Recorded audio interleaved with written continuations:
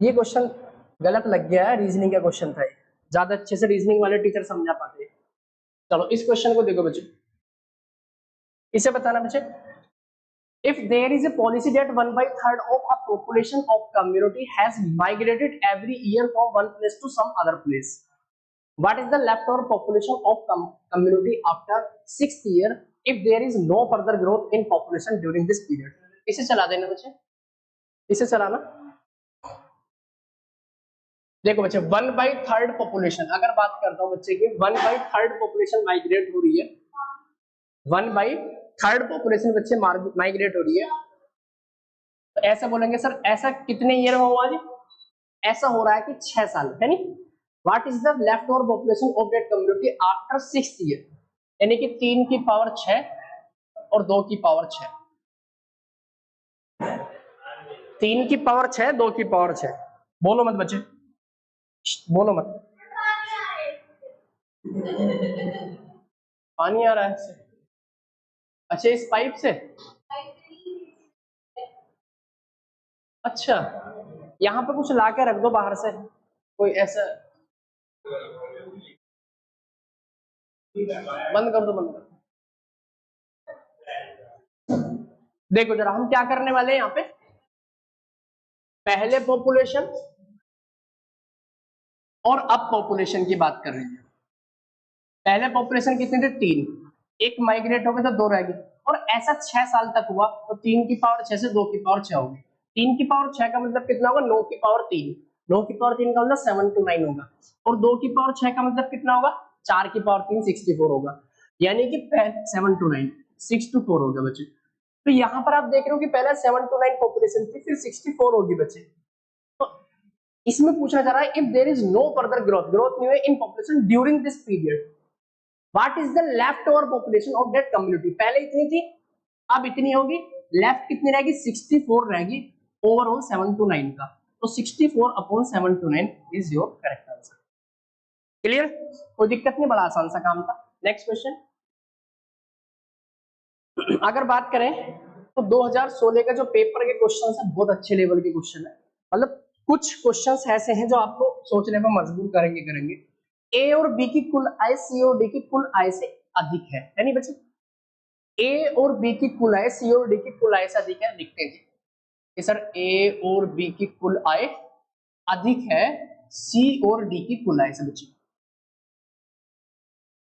ए और सी की कुल आय बी और डी की कुल आय के बराबर है बच्चे, ए और सी की कुल आय बी और डी की कुल आय के बराबर है जी, बहुत अच्छी बात है जी। इसके अलावा ए की आय बी और डी की कुल आय की आधी है, ए की आय बी और डी की कुल आय की हाफ है, ठीक है? पूछ रहा है कि किसकी आय सबसे ज्यादा है, किसकी आय सबसे ज्यादा है, whose income is the highest. Okay, कैसे करेंगे क्वेश्चन को? Okay very good, B plus D की जगह ए प्लस सी, ए प्लस सी थोड़ी ना 2a, बी प्लस डी की जगह 2a, हाँ यहाँ पर रख सकते हैं, लेकिन यहाँ पर b प्लस डी की वैल्यू लिखा हुआ है यहाँ से, और यहाँ पर पुट कर दो इसे, ज्यादा आसान तब होगा बच्चे। यहाँ से अगर हम b प्लस डी की वैल्यू निकालें तो b plus D is equal to 2a आ जाएगा, इसे पुट कर दे रहा हूँ बच्चे, अगर इसे सेकंड मानो इसे फर्स्ट मान लेता हूँ, नहीं तो इस चीज को मैं पुट कर देता हूँ सेकंड में, है नहीं? इसे सेकंड में बच्चे मैं पुट कर दे रहा हूँ, तो b प्लस डी की जगह 2a पुट कर दो आप, तो कितना आएगा? a plus C is equal to 2a, A इधर शिफ्ट होगा तो 2a minus a is equal to C आ गया, a इज इक्वल टू क्या आ गया बच्चे? c निकल के आ गया, यानी इन दोनों में तो कोई बड़ा नहीं है, a और c तो दोनों इक्वल है, यानी कि आंसर हमारा b और d में ही है पक्का, a और c तो कट गए, है क्या नहीं? a और c तो कट गए भाई, सबसे बड़ा होने के लिए बराबर होना नहीं है, सबसे बड़ा जो सबसे ज्यादा बड़ा हो, तो a और c दोनों बराबर रहता है, एक बड़ा होने से कोई मतलब नहीं होगा यहाँ पे। अब बात करते हैं, अगर सर यहाँ पर पुट करते हैं a और c की वैल्यू को बच्चे मैं यहाँ पर पुट कर दो, a की जगह बच्चे मैं c रख सकता हूँ, और यहाँ पर बच्चे में देखो ऐसे समझ के चलो, ऐसे समझ के चलो बच्चे कि इसको मैंने क्या काम किया, a इज इक्वल टू बच्चे यहाँ पे c बन गया। मैंने इसमें मान लिया कि सर ये x है, दोनों x के इक्वल मान लिए, ठीक है, दोनों इक्वल है जब, तो सर यहाँ भी x रख सकता हूँ बच्चे मैं, और यहाँ भी x रख सकता हूँ।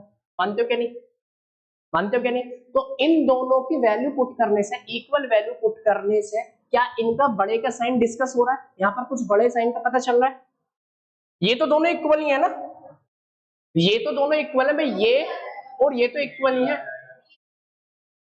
इसका मतलब क्या है कि 100% बी बड़ा होगा, क्योंकि a प्लस बी का सम c प्लस डी से बड़ा है। तो यहां से b का पता चल रहा है साफ साफ कि सर b बड़ा होगा। a और c से पता नहीं चल रहा है कि कौन सा बड़ा है। बात आई समझ में? Next question, there are 3 pillars x, y and z of different heights. 3 spiders a, b and c start to climb on these pillars simultaneously. In one chance, a climb on x by 6 centimeter but slip down 1 centimeter. Okay. a जो है एक बार में 6 centimetre climb करता है, लेकिन 1 centimetre slip down हो जाता है। तो मैं कह सकता हूं कि a जो है वन टाइम में सर 6 सेंटीमीटर चढ़ रहा है ऊपर, लेकिन 1 सेंटीमीटर फिसल जा रहा है। तो कुल मिला के एक बार में वो 5 सेंटीमीटर चढ़ पाया बच्चे। एक बार में कितना चढ़ पाया बच्चे? 5 सेंटीमीटर चढ़ पाया। आपका जवाब होगा बिल्कुल सर 5 सेंटीमीटर। इसके बाद में बात करते हैं बी जो है, बी की बात करते हैं कि y पर 7 सेंटीमीटर चढ़ता है, नहीं बी y खंबे पर 7 centimetre but slip down 3 centimetre, यानी कि 7 सेंटीमीटर बच्चे बी वन टाइम में 7 सेंटीमीटर चढ़ रहा है, लेकिन स्लिप डाउन 3 सेंटीमीटर को जा रहा है, फिसल जा रहा है 3 सेंटीमीटर नीचे को। तो कुल मिला के 7 चढ़ा, 3 फिसल का, तो 4 बच्चे ओवरऑल चढ़ा, यानी कि एक बार में बी 4 चढ़ा। ये पिलर x है बच्चे, ये पिलर y है, ये दिख रहा है ना, इसमें दिख रहा है ना? ये नहीं यार, नहीं दिख रहा, नहीं दिख रहा, इधर साइड x y नहीं दिख रहा है। कोई दिक्कत नहीं है, इसे हम हटा देते हैं। ये बच्चे x पिलर है जी, और ये y पिलर है जी, z पिलर और है अपना। C climbs on Z by 6.5, ये 0.5 है बच्चे, 6.5 centimetre but slip down 2 centimetre. अगर बच्चे हम Z की बात कर ले रहे हैं, Z पिलर की, C उस पर चढ़ रहा है, तो वन टाइम में कितना चढ़ पा रहा है सर? 6.5 चढ़ पा रहा है, लेकिन 2 उतर जा रहा है, तो कुल मिला के 4.5 चढ़ पा रहा है। ठीक है जी। पूछ रहा है if each of them requires 40 chances, सबके पास 40 चांस है, reach the top of pillars, what is the height of the shortest pillar? सबसे छोटा जो पिलर है उसकी हाइट क्या होगी? जो सबसे कम है 440 से मल्टीप्लाई कर दो। ओके, तो 160 का आंसर ही नहीं बचे।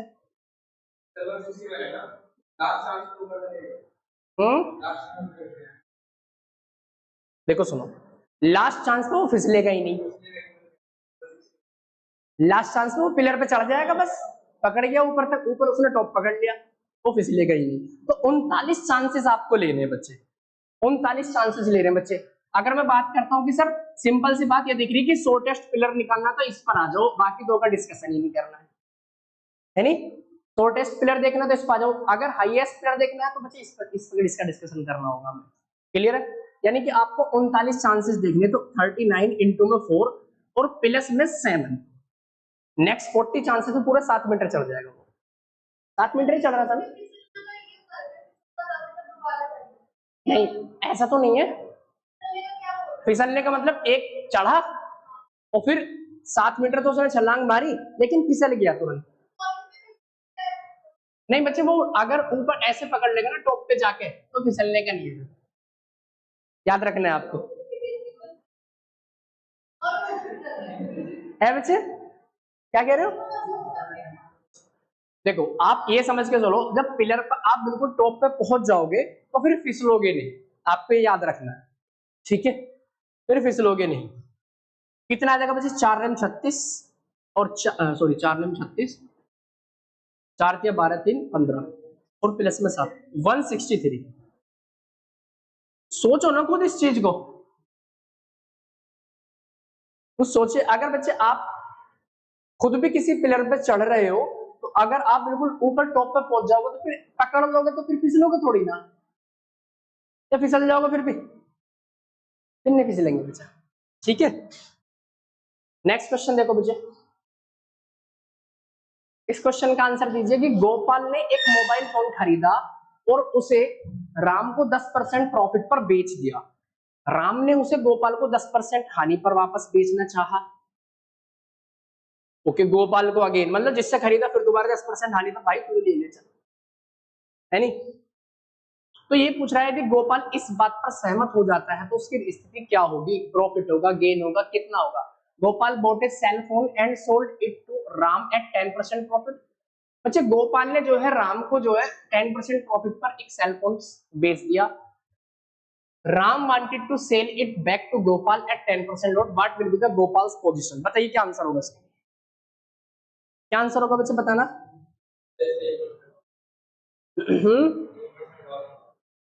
1% लॉस होगा।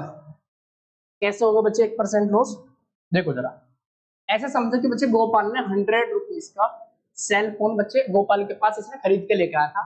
इसने किसे बेचे बच्चे, एक गोपाल है बच्चे, इसने 10% घाटे में राम को बेच दिया। तो 100 का 10% कितना होता है, आपका आंसर होगा सर 100 का 10% कितना होगा सर 10 रुपया, यानी कि 10% प्रॉफिट में बेच दिया, यानी 110 में बेच दिया बच्चे राम को। क्लियर है, 10% में बेच दिया, 10% प्रॉफिट के साथ बेच दिया, यानी 110 में बेच दिया। आपका जवाब होगा बिल्कुल सर। अब सर राम ने सोचा कि यार, उसका मन में आया कि इसे मैं सेल कर दूं दोबारा से, तो उसने कहा ठीक है जी, मैं 10% प्रॉफिट पर अगेन गोपाल को बेचना चाह रहा हूँ। अब 110 का 10% प्रॉफिट, सॉरी 10% लॉस पर कितना आएगा 11, कितना आएगा बच्चे 11। अब मेरे को एक चीज बताइए आप, यानी कि 10% घाटे में बच्चे बेचेगा तो 11 रुपए घाटे में, यानी 99 में बेचेगा। किसे बेच दिया इसने, गोपाल को। अब मेरे को बताओ गोपाल को प्रॉफिट हुआ या लॉस हुआ, गोपाल को लॉस हुआ है।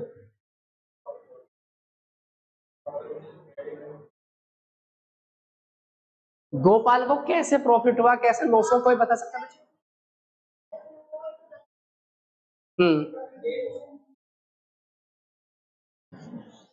बच्चे ऑनलाइन भी जो देख रहे बच्चे, बताओ क्या होगा इसको, प्रॉफिट होगा लॉस होगा क्यों होगा, बताओ एक बार। देखो एक चीज बताइए आप मेरे को, अगर किसी चीज की कीमत 100 रुपए है और आप बच्चे उसे 99 में खरीद कर लेके आए, तो एक बात बताओ प्रॉफिट होगा लॉस होगा, अब बताओ सोच के। एक्चुअल कीमत 100 रुपए की है उसकी, लेकिन आप दुकान पर गए, आपने क्या काम किया, उसे 99 में खरीद कर लेके आए, तो प्रॉफिट होगा लॉस होगा, प्रॉफिट होगा। तो बच्चे यहाँ भी तो प्रॉफिट हो रहा है, तो बच्चे गोपाल में यहाँ प्रॉफिट हो रहा है ना कि लॉस हो रहा है, केस समझना है आपको। तो 1% का प्रॉफिट हो रहा है, 1 रुपए का प्रॉफिट हो रहा है 100 पर, एक्चुअल प्राइस 100 था ना इंटू 100। तो बच्चे यहाँ पर आपको ध्यान रखना है 1% का प्रॉफिट हो रहा है, 1% का प्रॉफिट हो रहा है, गेन 1%। क्लियर है, यहाँ बहुत सारे बच्चे लॉस लगाएंगे 1% का, लेकिन आपको लॉस नहीं लगाना, गेन लगाना है। क्लियर है बच्चा।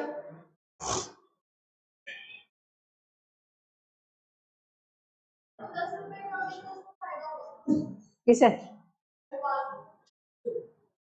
गोपाल को 10 का फायदा हुआ बच्चे, यहां पर समझो जब उसने बेचा एक्चुअल प्राइस ये था उसका, यहां पर लास्ट वाले केस में देख रहा है कि यहां पर एक्चुअल कितने रुपए का प्रॉफिट हो रहा है लास्ट वाले केस के हिसाब से, उसने इस वाले केस के हिसाब से प्रॉफिट लिया है। नहीं तो फिर तो 11% आंसर आएगा कि सर 10 रुपए का प्रॉफिट यहाँ पर हुआ, 1 रुपए का प्रॉफिट हुआ 11%, लेकिन ऑप्शन में केवल इस वाले प्रॉफिट के हिसाब से आंसर दिया हुआ है। अगर आप बोल रहे हो कि सर जी 10 रुपए का प्रॉफिट यहाँ हुआ, 1 रुपए का प्रॉफिट यहाँ हुआ, तो कुल मिला के 11 रुपए का प्रॉफिट हो गया बच्चे। आपका बिल्कुल सही है, 11 का प्रॉफिट 100 पे 11% होगा, लेकिन वो यहाँ का प्रॉफिट नहीं पूछ रहा, ओवरऑल प्रॉफिट नहीं पूछ रहा, वो इस केस में प्रॉफिट पूछ रहा है बस। ठीक है, तो इसका आंसर का जवाब फिर 11% लिखता है, पर कुल प्रॉफिट क्या होगा, यहाँ पर लिखता कि बचे एक गोपाल का कुल प्रॉफिट क्या होगा, वो लिखेगा बच्चे। इसका जवाब दो बच्चे।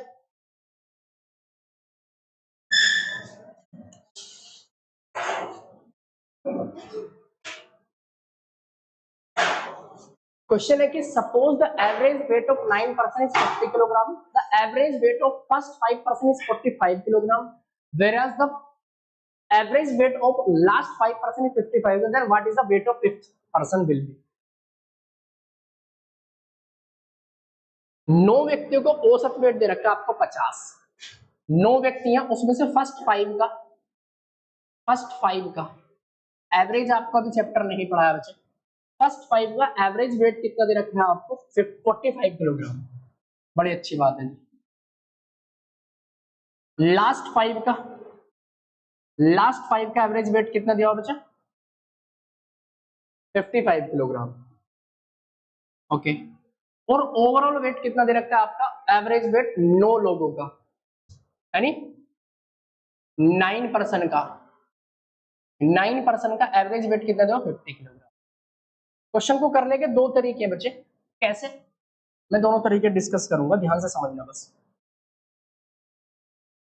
पहले 5 और लास्ट के 5, तो ओवरऑल तो 10 आदमी हो गए, तो एक जो कॉमन है बीच वाला 2 बार काउंट हो गया है नी? तो इन दोनों के 10 में से अगर इसको 9 हटा देंगे तो एक जो कॉमन पर्सन था वो निकल जाएगा। वो पूछ रहा था वो 5वां व्यक्ति कौन है? जो बीच में 5वां व्यक्ति था वो 2 में ऐड हो गया है। देखो, first, second, third, fourth, fifth, 6, 7, 8 and 9, यानी कुल मिला के 9% है। तो पहले 5% कौन से होंगे? आपका जवाब है सर ये वाले 5% होंगे पहले। आपका जवाब होगा सर ये 5% होंगे पहले, है क्या नहीं? लास्ट के 5% बताना कौन से होंगे? आपका जवाब होगा सर ये वाले ही होंगे। यही तो होंगे बच्चे। ये दोनों बार कॉमन आ गया, यानी पहले वाले 5% में भी आ गया और लास्ट वाले 5% में भी आ गया। इसका मतलब क्या है कि यहां पर जो है जो 5% का जो वेट है वो 2 बार ऐड हो गया है। तो आपको क्या करना होगा?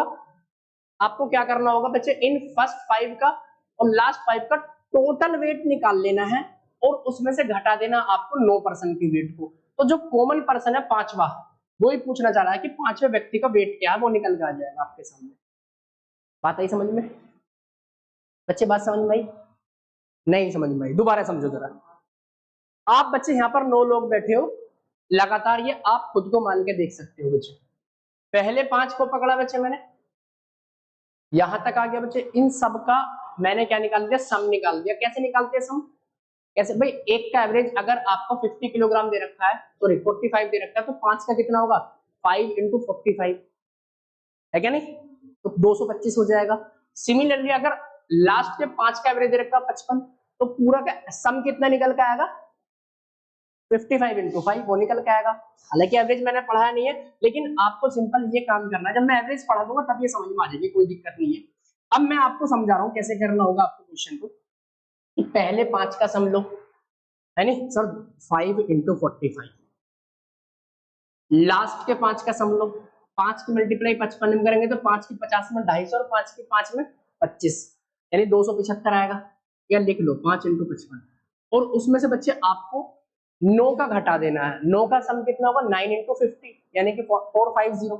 ये क्या निकल के आएगा आपके सामने? बताना जरा मेरे को, क्या निकल के आएगा बच्चे? ये निकल के आएगा 5वें पर्सन जो है उसका वेट निकल के आ जाएगा। ये 5th पर्सन जो है उसका वेट निकल के आ जाएगा।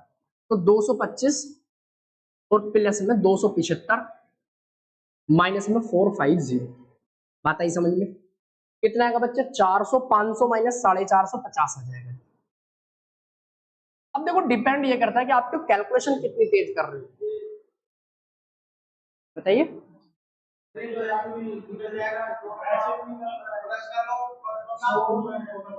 बताएंगे बेटा, बताएंगे बच्चे, वेट करो। अभी ये समझाओ, ये समझ में आया सम कैसे किया बच्चे?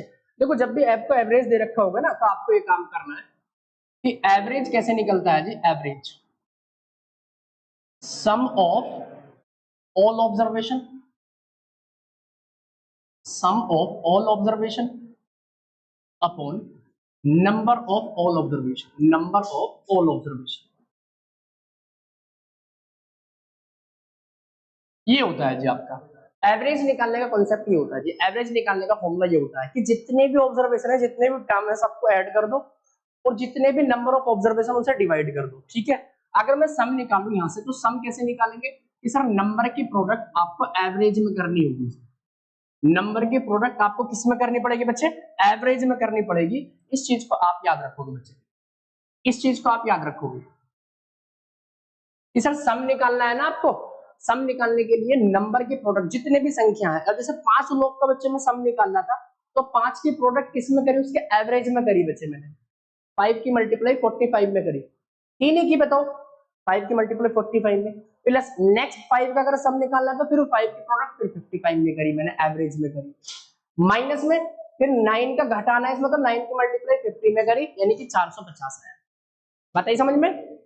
बस इसे सोल्व कर लिया और ये फिफ्थ का एवरेज निकल के, फिफ्थ का निकल के आ गया आपका वेट। समझ में आई बात? ठीक है। अगर इसको बच्चे हम दूसरे तरीके से करना चाहें, सुनो बच्चे जरा, दूसरे तरीके से करना है जरा कि सर 9 लोगों का वेट जो था वो 50 था, पहले 5 का वेट 50 था ना बच्चे, 55 था नहीं 50 था, पहले 45 और लास्ट के 5 का कितना था बच्चे? 55। अब देखो यहां पर एक कंसेप्ट होता है डेविएशन। डेविएशन क्या होता है कि सर जिसमें जितना कम है उसे डिस्ट्रीब्यूट करना होता है। अब ऐसे समझ के चलो, कैसे बताना चाह रहा हूं बच्चे, मैं उसको समझना ध्यान से, बहुत इंपॉर्टेंट है ये डेविएशन कंसेप्ट से मैं बता रहा हूं आपको। 9 का 50 एवरेज है, यहां पर एवरेज 50 तो नहीं है, यहां तो 45 है। कितना कम है एवरेज से? 5 कम है।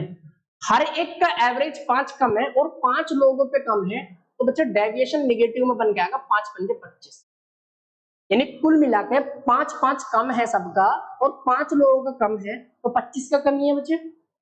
यहां पर क्या है आपका कि सर यहां पर 55 है, एवरेज से कितना ज्यादा है? 5 ज्यादा है। यहां पर ज्यादा है, 5 लोगों का 5 ज्यादा है, यानी 5 पंजे 25, यहां पर बच्चे पॉजिटिव डेविएशन बन के आएगा, यानी कि फर्क ओवरऑल पर 25 माइनस 25 जीरो पड़ा। इसका मतलब क्या है? इसके कम होने उसके ज्यादा होने से जो हमारा 5th है उस पर कोई फर्क नहीं पड़ा। कहने का मतलब यह है कि 5th का जो बच्चे वेट है ना, 5th का जो वेट है वो 50 ही है। कितना है बच्चे? 50 ही है।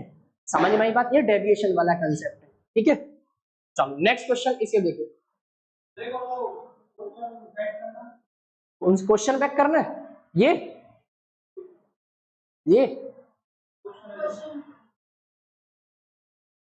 9 का 50 दिया हुआ था, 5 का 55 दिया हुआ, लास्ट 5 का 55 दिया हुआ था।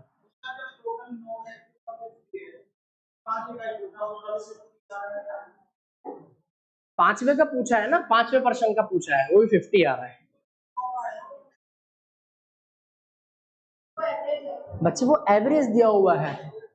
9 लोगों का एवरेज दिया हुआ 50, 9 लोगों का बच्चे एवरेज दिया हुआ 50। अब इसमें जो 5वां पर्सन है उसका वेट क्या है, अभी मैं आपको एवरेज समझाऊंगा तब समझोगे। ठीक है, इस क्वेश्चन को ट्राई कर सकते हो कि P is equal to 40% of A plus 65% of B and Q equal to 50% of A plus 55% of B।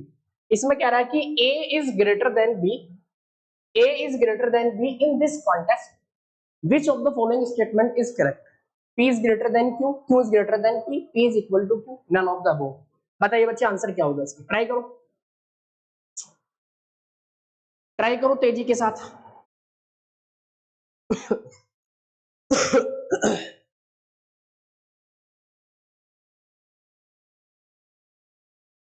P बच्चे क्या दे रखा है हमें? 40% ऑफ A। 40% का मतलब क्या होता है? 40% का मतलब क्या होता है बच्चे? 40/100 ऐसे बोल सकता हूँ ना मैं, और 40/100 का मतलब 4/10 का मतलब 0.4 भी तो ले सकता हूँ इसे, तो इसे मैं बोल सकता हूँ कि सर 0.4।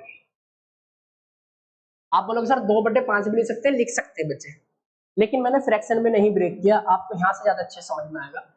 प्लस 65% को 0.65 बी लिख सकता हूँ मैं, 0.65 बी, तो पी की वैल्यू बच्चे ये निकल के आ गई। क्लियर है? क्यों की वैल्यू डिस्कस करते हैं बच्चे, क्यों क्या निकलेगा? 50% ऑफ है, 50% ऑफ बी, यानी कि 0.5 ए और प्लस में 0.5 बी। 50% का तो 0.5 तो होता है, 50% का मतलब क्या होता है बच्चे? 50/100। 50/100, 0 कर दिया तो 0.5। ठीक है, अगर देखो ये बात नहीं पता है तो बहुत समस्या है, समझ लीजिए। अगर 50% 0.5 भी नहीं निकालना आ रहा है तो समझ लीजिए बहुत ज्यादा संघर्ष में हुआ। ठीक है, इस चीज को समझो, थोड़ा पढ़ने का आप टाइम बढ़ाओ, सीरियसली लो चीजों को, इतनी हवाबाजी में नहीं होने की चीजें, इस चीज को समझना आप जरा। पी की वैल्यू बच्चे ये है, क्यू की वैल्यू ये है। अब इसमें से हमें ये देखना है, अच्छा इसमें एक चीज और बोल रहा है कि ए इज ग्रेटर देन बी। एक चीज ये बोल रहा है आपको कि ए जो है बच्चे बी से बड़ा है, ए बी से बड़ा है बच्चे। तो इसमें से हमें ये डिस्कस करना है कि पी बड़ा है या क्यू बड़ा है इन दोनों में, इन चार ऑप्शन के अकॉर्डिंग। पी ग्रेटर है क्योंकि क्यू ग्रेटर है पी से, P is equal to Q है, नन ऑफ द। देखो सुनो ध्यान से, यहां पर आप देख पा रहे हो सर ए की मल्टीप्लाई 0.4 में हो रही है, यहाँ पर 0.5 में ए की मल्टीप्लाई हो रही है, यहाँ पर 0.65 में बी की मल्टीप्लाई, 0.5 में डी की मल्टीप्लाई। सर ये क्यों बता रहे हो मेरे को, इसका रीजन है, बता क्यों रहे हैं।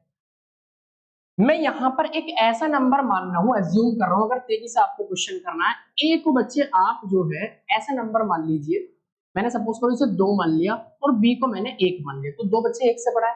ऐसे सर आप बोल सकते हो कि इसे 200 मान लो, इसे 1 मान लो, हमें कम से कम बड़ा मान के चलना है।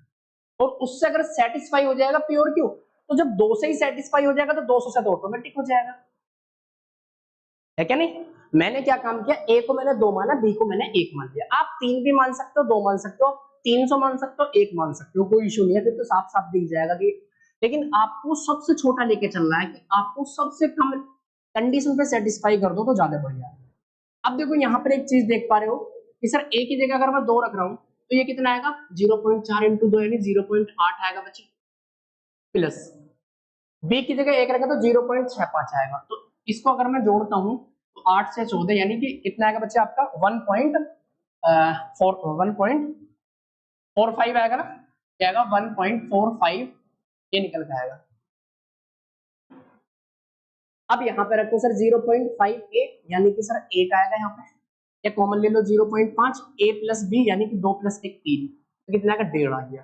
तो कौन सा बड़ा आया बच्चे, क्यों बड़ा आया है ना पी से, इसका मतलब आंसर आपका क्या आ गया, Q is greater than P.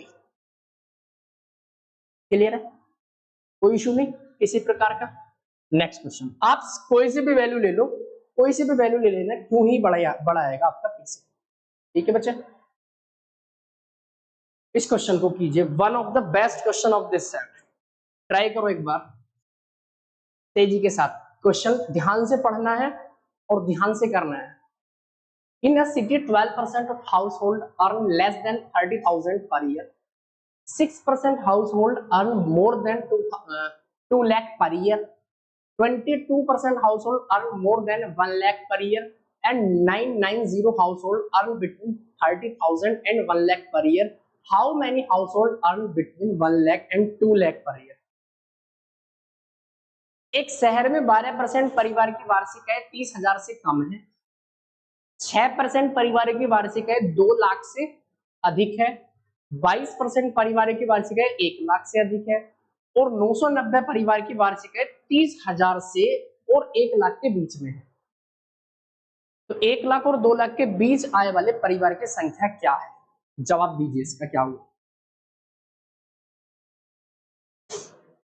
जितने भी ऑनलाइन जुड़े हुए बच्चे आप भी जवाब दो, इसका आंसर क्या होगा।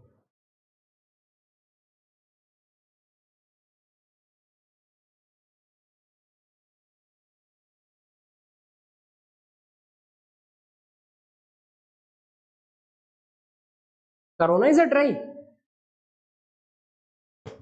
वेट कर रहा हूं भाई मैं इसके आंसर का। बच्चे पहले ही हथियार डाल दिया क्या,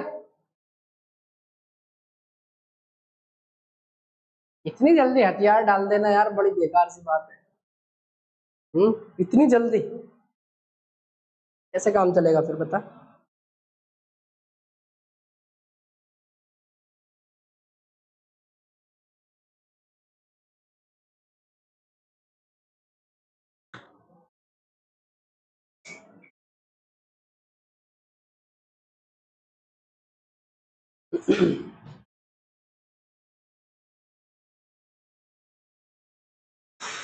12%, चलो मैं बताता हूं, 12% परिवार ऐसे हैं जिनकी वार्षिक आय 30,000 से कम है, यानी कॉपी पेन घिस जाएगा आपका भाई, 30,000 से कम है। 6% परिवार ऐसे हैं जिनकी वार्षिक आय 2 लाख से ज्यादा है। 6% ऐसे हैं जिनकी वार्षिक आय 2 लाख से, यानी 200 के से ज्यादा है। 2 लाख का मतलब 200 के ले सकता हूँ ना बच्चे में, ठीक है जी। इसके बाद में 22% परिवार ऐसे हैं जिनकी आय 1 लाख से ज्यादा है, 1 लाख से ज्यादा है, यानी 100 के। और 990 परिवार की वार्षिक आय 30,000 और 1 लाख के बीच में है। 990 परिवार ऐसे हैं जिनकी वार्षिक आय 30,000 से ज्यादा और 1 लाख से कम, 30,000 और 1 लाख के बीच में, यानी 100 के बीच में, ठीक है जी। तो 1 लाख और 2 लाख के बीच में कितने लोग हैं वो पूछना चाह रहा है। अब देखो क्वेश्चन को कैसे करेंगे, बड़ा आसान सा क्वेश्चन, आप समझना आप क्वेश्चन को कैसे करा जाए।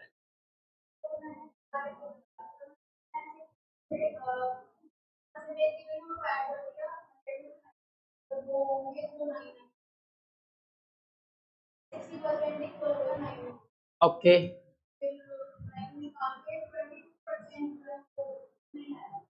हाँ मुझे पता है सब बच्चे यही करेंगे, लेकिन वो गलत कर रहे हो आप। अब यहाँ पर क्या गलत करो उसको ध्यान से समझना है आपको।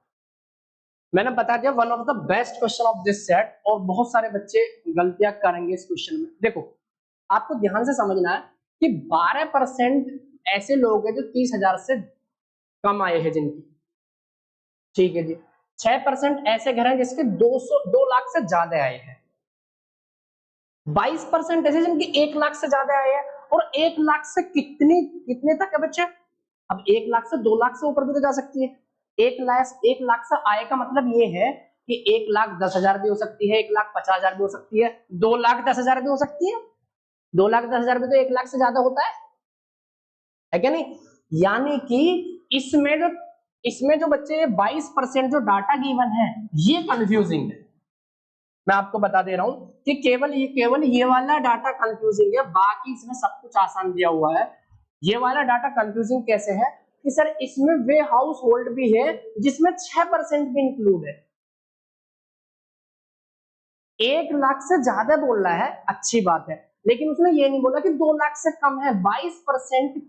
22% हाउस होल्ड ऐसे हैं जिनकी आय 1 लाख से ज्यादा है, बट 2 लाख से कम नहीं है, वो 2 लाख वाले कैटेगरी में भी जा रहा है। इसका मतलब क्या है बच्चे कि सर इसमें अगर मैं ये पूछने लगूं आपसे कि मेरे को वे बताइए केवल और केवल जो 1 लाख और 2 लाख के बीच में लाई करते हैं, तो 1 लाख और 2 लाख के बीच में लाई करने वाले मैं पूछना चाह रहा हूं आपसे, तो कितने होंगे? 16% होंगे। यानी कि आप 22% हमारे 1 लाख से ज्यादा है, यानी उसमें 2 लाख वाले भी आ रहे हैं। तो बच्चे अगर मैं आपसे कहूं केवल 1 लाख और 2 लाख के बीच में लाई करने वाले कितने परसेंट होंगे, तो 100 के और 200 के बीच में लाई करने वाले परसेंट जो होंगे बच्चे, वो होंगे 22% माइनस 6%, यानी कि 16%, 16%। अब हमसे यही पूछना चाह रहा है कि वो 1 लाख और 2 लाख के बीच में लाई करने वाले कितनी पब्लिक है। बात समझ रहे हो? यानी 16% की वैल्यू पूछना चाह रहा है। क्लियर है? अब मैं यहां पर बात करना चाह रहा हूं कि अब मेरे को ये बता दीजिए आप कि सर टोटल कितने हो गए, सर टोटल कितने हो गए सर? 12%, 6%, 18%। आराम से भाई साहब, आराम से भैया, आराम से। 12 प्लस 6 18, 18 प्लस 16 कितने होंगे बच्चे? 34, यानी कि 34% का डाटा हमारे पास अवेलेबल है, कि 34 का पास डाटा हमारे पास अवेलेबल है। बाकी जो बचे हमारे पास 66%, वो 30,000 और 1 लाख के बीच में है, यानी 66% की वैल्यू 990 है। 66% की वैल्यू कितनी है? 990। तो मैं बोल सकता हूं बच्चे इस चीज को कि सर 990 66% की वैल्यू है, हमें चाहिए 16% की वैल्यू। ये हमारे वो आ जाएंगे जो 100 के और 200 के बीच में लाई कर रहे हैं। इसे सोल्व करेंगे परसेंटेज से सर परसेंटेज कट जाएगा, ये कट गया जी आपका, और यहाँ पर 11 से 6 बार कट जाएगा, 11 से 9 बार कट जाएगा, और 6 से 15 बार कट जाएगा, 15 से 90 240 आ जाएगा। यानी कि 240 हाउस होल्ड ऐसे हैं जिनकी 1 लाख से 2 लाख के बीच में आए हैं बच्चे। फिर दोबारा से क्वेश्चन को समझेंगे एक बार, ठीक है, अभी समझ में नहीं आया होगा। देखो ऐसे समझ के चलो बच्चे, मैं समझाने का प्रयास कर रहा हूं एक बार फिर दोबारा से, ऐसे समझो बच्चे कि ये वाला जो हमने स्लोट बनाया बच्चे, ये 30,000 वाला है, यानी कि 30,000 से कम कितने लोग हैं, कितने लोग हैं, 12% बोल रहा था ना बच्चे, 30,000 से कितने कम लोग हैं बच्चे, 12%। तो बच्चे ये हमारा 12,000 से कम वाली कैटेगरी है, यानी बात आई समझ में। 12,000 से कम वाली कैटेगरी कितनी है बच्चे, 12% बच्चे, 12%। 30,000 से कम वाली कैटेगरी कितनी, 12% लोग ऐसे हैं जो 30,000 से कम कमाते हैं, ठीक है जी।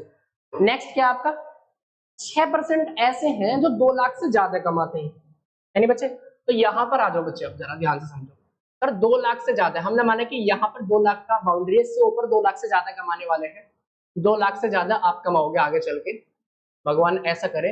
6% लोग ऐसे, 6% लोग ऐसे हैं कि सर 2 लाख से ऊपर कमाते हैं, ठीक है, आपका जवाब होगा बिल्कुल सर। इसके बाद में बात करते हैं कि सर 22% ऐसे हैं जो 1 लाख से ज्यादा कमाते हैं, 22% ऐसे हैं बच्चे जो 1 लाख से ज्यादा कमाते हैं। अब हम बच्चे 2 लाख से ऊपर है, हमने मान लिया कि सर यहाँ पर 1 लाख से ऊपर की बात चल रही है, ये 1 लाख से ऊपर है, ये 1 लाख की बाउंड्री मतलब 1 लाख, क्लियर है। कितने परसेंट है सर, 22% लोग ऐसे हैं, कितने परसेंट बच्चे, 22%। बात आई समझ में। अब हमसे पूछ क्या रहा है, हमसे पूछ रहा है बच्चे कि हमें बस ये बता दीजिए, आप हमें ये बता दीजिए कि 1 लाख और 2 लाख के बीच में कितने लोग लाई कर रहे हैं। बच्चे देखो यहां पर थोड़ा सा अब क्लियर होगा चीजें, 1 लाख से ज्यादा वाले पर्सन यही तो है, 22% लोग हैं सारे। अगर बच्चे मैं इनके बीच की बात करता हूँ, इनके बीच की बात करता हूँ ये, तो सर 6% यहां से लेके यहां तक की तो घटाना पड़ेगा, तो बच्चे 16% ऐसे लोग हैं, 16% ऐसे लोग हैं जो 1 लाख और 2 लाख के बीच में लाई कर रहे हैं, यानी 16% का हमें डाटा बताना है। और एक चीज उसने दी है कि 30 के और 1 लाख के बीच में 990 हाउस होल्ड है, 30,000 और 1 लाख के बीच में कितने कमाते हैं बच्चे, 990 लोग कमाते हैं। अब सब कुछ डाटा ऐसे क्लियर हो गया, ऐसे क्लियर हो गया ना बच्चे।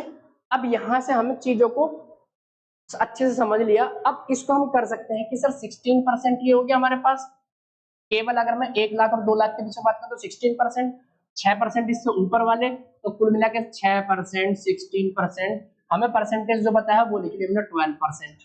तो सबको बच्चे मैंने ऐड कर दिया, 16, 12, 28 से 34% का हमारे पास परसेंटेज गिवन है, बाकी 100% होगा टोटल, यानी कि 100% माइनस में 34% वो ये होगा, फिर वो यही तो होगा बच्चे, वो कितना आएगा सर, 66%।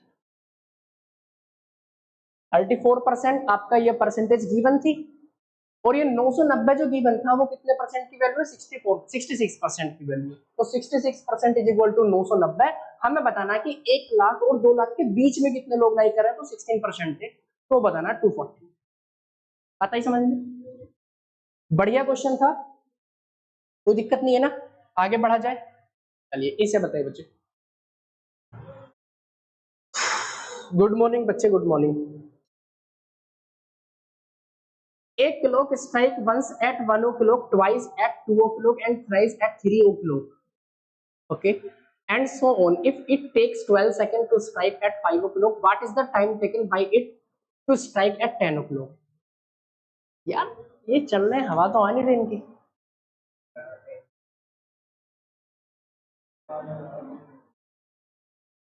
बताओ बच्चे इसका आंसर क्या होगा।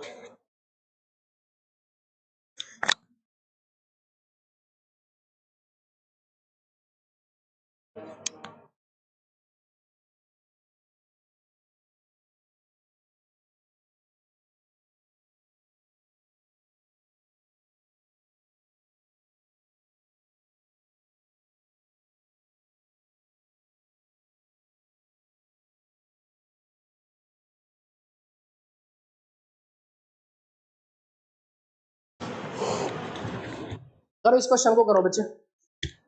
एक घड़ी 1 बजे एक बार, 2 बजे 2 बार और 3 बजे 3 बार बजती है। इसी तरह आगे भी यदि 5 बजे बजने में 12 सेकंड लगते हैं तो 10 बजे बजने में कितने सेकंड लगेंगे? कैसे बता दिया?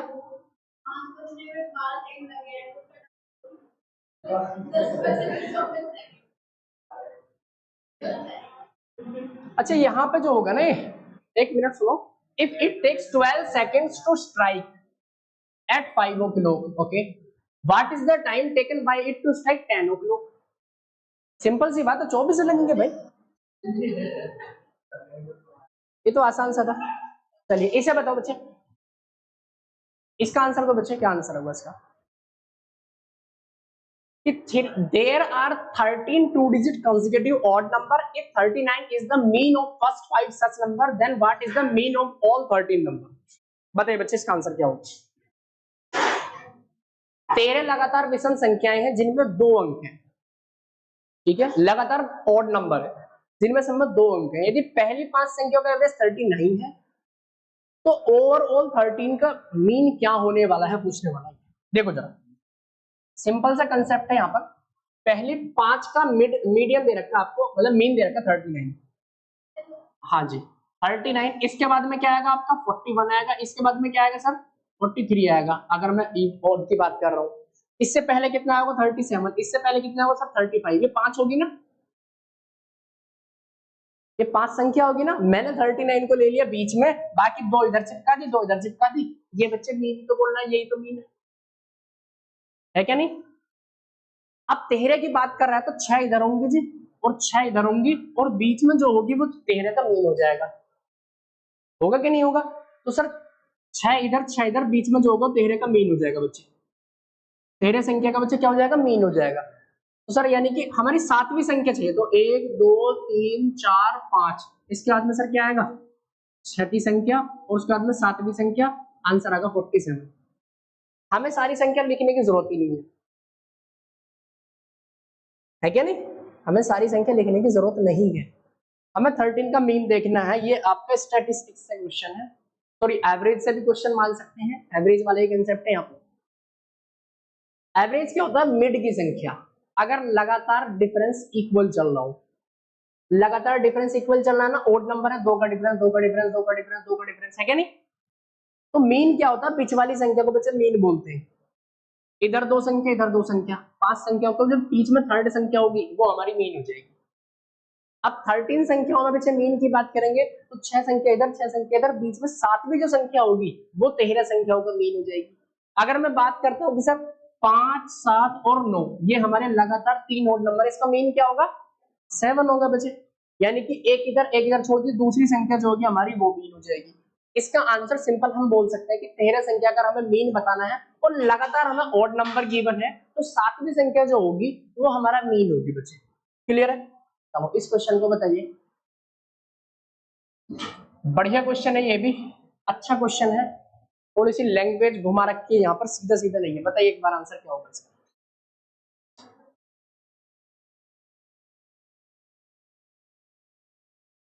बताइएगा जरा।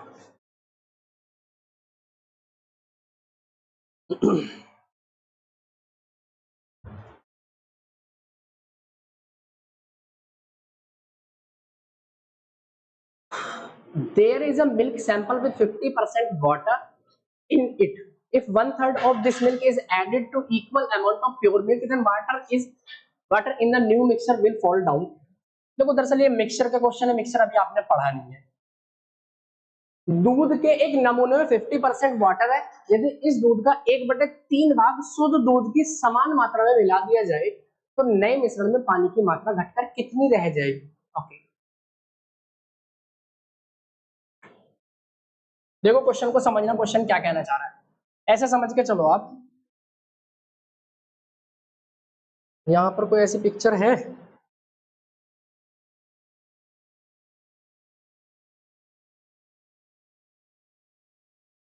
चलो कोई नहीं, मैं बता देता हूँ उस तरीके से। सर एक हमारा ये जार है जिसमें मिल्क और वाटर है बच्चे, और इसमें 50% वाटर है, तो सर 50% मिल्क होगा, 100% मिक्सचर है हमारा। तो 50% का मतलब क्या होता है 1/2, यानी कि एक, ये टोटल है बच्चे हमारा, ये टोटल है, तो ये हमारा क्या है जी वाटर है। तो अगर दो में से एक वाटर है तो एक मिल्क होगा, तो मिल्क और वाटर का रेशो आगा बच्चे 1:। क्लियर है? यानी कि एक ऐसा हमें मिक्सचर लेना है जिसमें मिल्क और वाटर की क्वांटिटी सेम हो। ठीक है जी। इस दूध का 1/3 भाग शुद्ध दूध की समान मात्रा में मिला दिया जाए। यानी इसमें से क्या काम किया, इसमें से क्या काम किया, इसमें से 1/3 पार्ट निकाला गया है, 1/3 पार्ट निकाला गया, जितना भी इसमें मिक्सचर था उसका 1/3 निकाल लिया। अब यहाँ पर एक और एक दो मानेंगे हम, तो इसका 1/3 पॉइंट में आएगा, तो ऐसा नंबर मान लो जिसका 1/3 आसानी से बन सके। तो 6 ले लेता हूं मैं, टोटल 6। अगर टोटल 6 लूंगा तो ये 3 होगा बच्चे और ये 3 होगा जी, ये टोटल 6 हो गया। बात आई समझ में? इसका 1/3 निकालना आसान होगा हमारे लिए। तो बच्चे 1/3 मैंने निकाला, 1/3 कितना होगा बच्चे 6 का 2 होगा, यानी मैंने इसमें 2 निकाल दिया। अब ये जो निकलेगा बच्चे मिक्सचर, तो मिक्सचर की क्वालिटी प्रॉपर्टी ये होती है कि जिस रेशो में बच्चे हमारा मिल्क और वाटर है उसी रेशो में निकल के बाहर जाएगा वो, है क्या नहीं? आपने मिल्क और वाटर दोनों ऐड किए हुए हैं, उसी रेशो में अगर आप निकालोगे तो मिल्क जिस रेशो में है उसी रेशो में निकल के आएगा, वाटर जिस रेशो में उसी रेशो में निकल के आएगा। तो यहाँ पर 1:1 में ही तो दोनों, यानी 1:1 में ही निकल कर जाएगा 2 लीटर आपका। तो दूसरा जार आपने पकड़ लीजिए कि सर जिसमें मिल्क और वाटर हो, तो उसमें आपने 2 निकाला, तो सर यहाँ भी 1-1 के हिसाब से जाएगा। बात को समझ में आई? यानी कि आपने एक बर्तन खोल लिया है कि इसमें से 2 लीटर निकाल कर आपने दूसरे बर्तन में रख दिया, तो एक मिल्क हो गया, उसमें एक वाटर हो गया। ठीक है, क्लियर है? अब इसके बाद में कह रहा है कि 1/3 भाग शुद्ध दूध की समान मात्रा में मिला दिया जाए। यानी कि अब इसमें प्योर मिल्क मिला दिया गया है, इतना ही मिल्क मिला है प्योर 2, है नी? इसमें ऑलरेडी एक तो था ही था सर, 2 और मिला दिया जिसमें, कितना मिला दिया बच्चे 2 और मिला दिया। आपका जवाब होगा बिल्कुल सर, कह रहा है ना। If 1/3 of this milk is added to equal amount of pure milk, then what water in the new mixture will fall down। बताइए कितना होगा सर? टोटल बन जाएगा मिल्क आपका 3, वाटर तो आपका सर कितना होगा 1, तो इस वाले मिक्सचर में वाटर कितना हो जाएगा? इस वाले मिक्सचर में आपका आंसर होगा सर 1 वाटर है, 3 + 1 4 का इंटू 100, यानी कि 25% आपका इस वाले मिक्सचर में वाटर हो जाएगा। समझ में बात आई? मिक्सचर का कंसेप्ट है, मिक्सचर जब पढ़ाएंगे तब और अच्छे समझ में आएगा।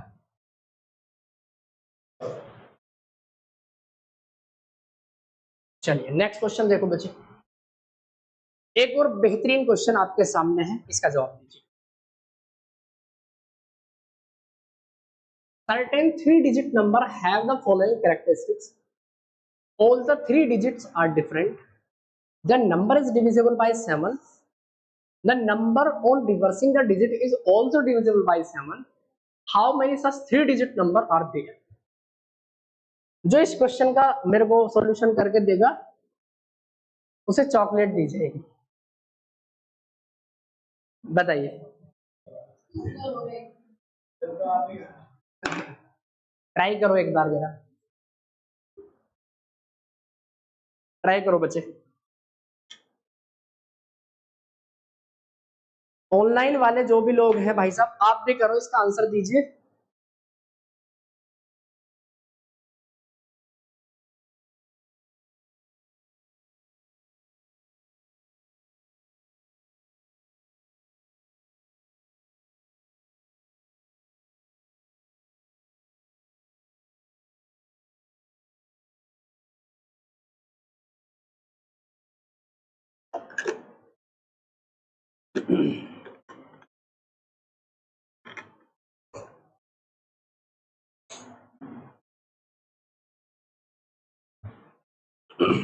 चलिए बताता हूं, मैं बताता हूं, don't worry.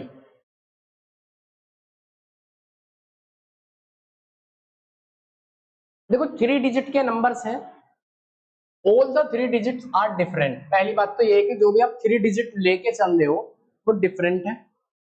Second thing is that the number is divisible by 7। जो नंबर होगा वो डिविजिबल होगा 7 से, यानी 3 डिजिट के नंबर हैं, डिफरेंट है तीनों डिजिट, और वो नंबर 7 से डिविजिबल है। क्लियर है बच्चे? थर्ड क्या है कि the number on reversing the digit. देखो रिवर्सिंग कैसे होगा, 3 डिजिट का नंबर, जैसे आपने देखा जैसे 39 लिख रहा है, इसको बच्चे मैं रिवर्स करना चाहूँ तो 93 हो जाएगा। लेकिन अगर मैं 319 लिख रहा है तो इसको रिवर्स करूंगा तो कैसे लिखा जाएगा, 913। ये वाला सेम प्लेस पर आएगा बच्चे, 913। 3 डिजिट को रिवर्स ऐसे करते हैं। ठीक है जी, ये तो आपको पता है जी। इसके बाद में बात करते हैं कि सर ऐसे कितने नंबर बनेंगे। ठीक है जी, देखो अगर मैं बात करता हूं कि सर 3 डिजिट का मेरे को नंबर मानना है, तो हम कैसे मानते हैं 3 डिजिट का नंबर? इस तरीके से मान सकते हैं कि सर अगर मैं 2 डिजिट का नंबर मानता हूं तो ऐसे मानते हैं सर 10a प्लस b। ऐसे मानते हैं? नहीं पता। ऐसे मानते हैं? नहीं पता ना? नहीं पता तो कोई दिक्कत नहीं है, लड्डू बांटेंगे। देखो जैसे सपोज करो बच्चे 93 है हमारा, क्या है बच्चे 93 लिख रहा है, इसको मैं कैसे लिखेंगे? इसको इस तरीके से लिख सकते हैं बच्चे 10 इंटू 9 प्लस 3। 10 into 9 plus 3। इसे ही बच्चे मैंने 10a प्लस बी बोला था। इसे ही बच्चे मैंने क्या बोला, 10a प्लस बी। ए प्लस बी क्या है हमारा, यूनिट डिजिट है देखो, और ए क्या हमारा टेंस डिजिट है। सेकंड प्लेस पर जो डिजिट है, पहले आपका वंस प्लेस यूनिट डिजिट बोलते हैं, फिर टेंस प्लेस, उसके बाद में सर 100 प्लेस, उसके बाद में सर 10 100 प्लेस, 10 100 प्लेस बचे। ऐसे तो चलता है बच्चे, इस तरीके में लैख, उसके बाद में 10 लाख। समझ में नहीं आए? ये समझ में आया ना, है नहीं बच्चे?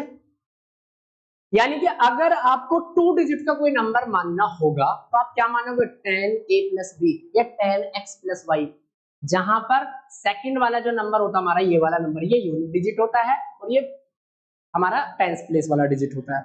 अगर बच्चे सपोज करो बच्चे कहीं भी लिख रहा है 77, इसका मतलब क्या है, इसको इसको ऐसे लिख सकते हैं 10 इंटू 7 और प्लस 7। तो बच्चे ये हमारा ए है और ये हमारा बी है क्या नहीं? यूनिट डिजिट कितना आपका 7, और आपका टेंस डिजिट कितना, वो भी 7 है। वो भी क्या बच्चे 7 है। बात आई समझ में? अब सर हमने ये तो समझ लिया कि सर 2 डिजिट का इस तरीके से लिखा जाता है। अब 3 डिजिट का और बताइए, हम 3 डिजिट का और बता दीजिए कैसे लिखा जाएगा, कौन बताएगा? नहीं पता है बच्चे, 3 डिजिट का नंबर कैसे लिखा जाता नहीं पता है? 3 डिजिट का नंबर कैसे लिखा जाएगा?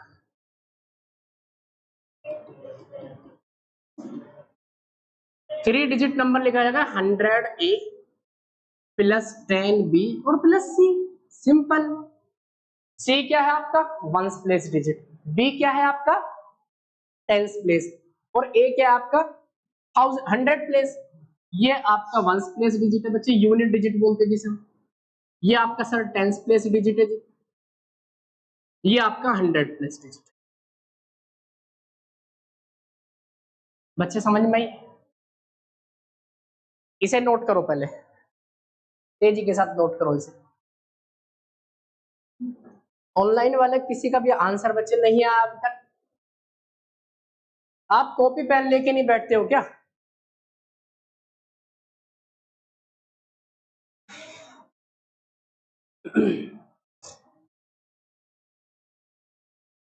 बताओ जी आंसर क्या होगा इसका। चलो यहां तक अगर आपने लिख लिया है तो इसके बाद का चर्चा शुरू करें।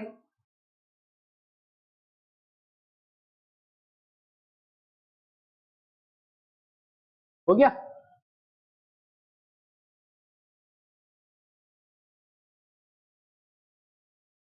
ठीक है,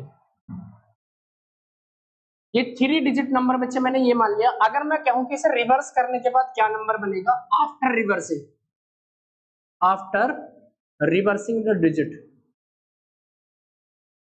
नंबर क्या बनेगा, आपका आंसर होगा सर ये तो सेम ही रहेगा, सी यहां पर आ जाएगा, यानी कि 100c प्लस 10b और प्लस आता ही समझ में बच्चे, कोई दिक्कत नहीं।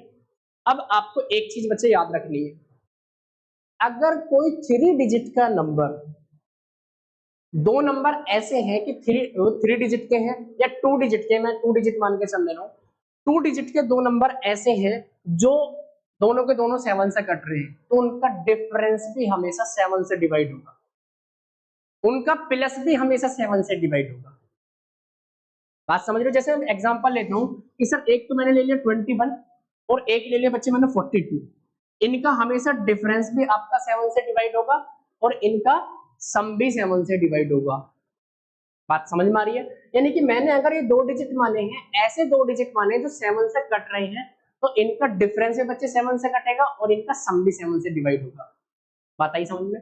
मैंने यहाँ पर ये 3 डिजिट के नंबर जो माने हैं, ये दोनों ऐसे नंबर है जो 7 से डिवाइड हो रहे हैं, 7 का मल्टीपल है, यानी 7n है बच्चे, ये भी 7n है, ये भी 7n है, n नहीं मान सकते, यहाँ पर अलग मानना पड़ेगा, 7m मानेंगे हम। क्लियर है बच्चे? है क्या नहीं? यानी कि ये कहीं ना कहीं 7 का मल्टीपल है और ये भी कहीं ना कहीं 7 का मल्टीपल है, मैंने ऐसे मान के चले हैं। क्लियर है? अब मैं इनका क्या कर सकता हूँ कि हमने प्रॉपर्टी पढ़ी कि अगर कोई दो नंबर 7 से कट रहे हैं तो उनका डिफरेंस भी 7 से डिवाइड होगा और सम भी 7 से डिवाइड होगा। क्लियर है बच्चे? यानी कि अगर मैं बात करते हैं इनका डिफरेंस लो, सर 10b से 10b कट जाएगा, हमारे पास क्या आएगा 100a माइनस में a, तो 99a माइनस में 99c, इसमें से मैंने हटा दिया, 10b से 10b कट जाएगा, 100a माइनस में 1a कितना आएगा सर 99 है, और c और माइनस में 100c कितना आएगा 99c। क्लियर है बच्चे? यानी कि इनका डिफरेंस भी क्या होगा, वो भी सर 7 का ही मल्टीपल होगा, वो भी क्या होगा सर 7 का ही मल्टीपल होगा, 7k।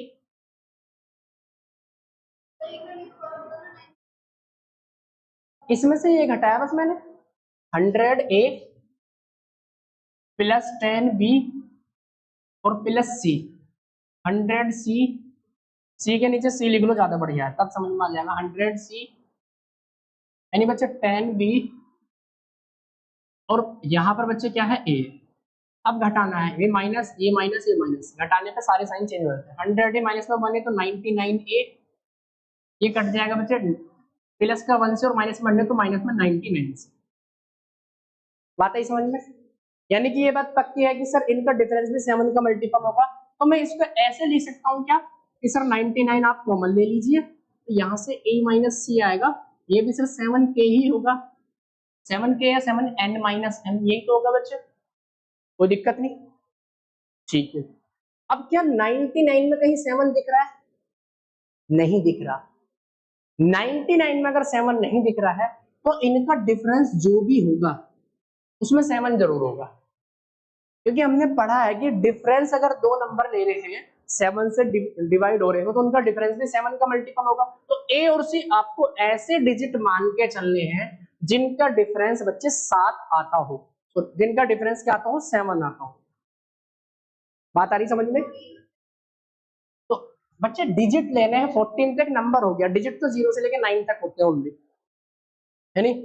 अब मेरे को ऐसे डिजिट सेट करने बस, हाँ 8 और 1 हो सकता है। मेरी बात ध्यान से समझो, मेरे को a माइनस सी इस तरीके से लेने हैं कि उनका डिफरेंस 7 है, उनका डिफरेंस क्या है बच्चे 7 है।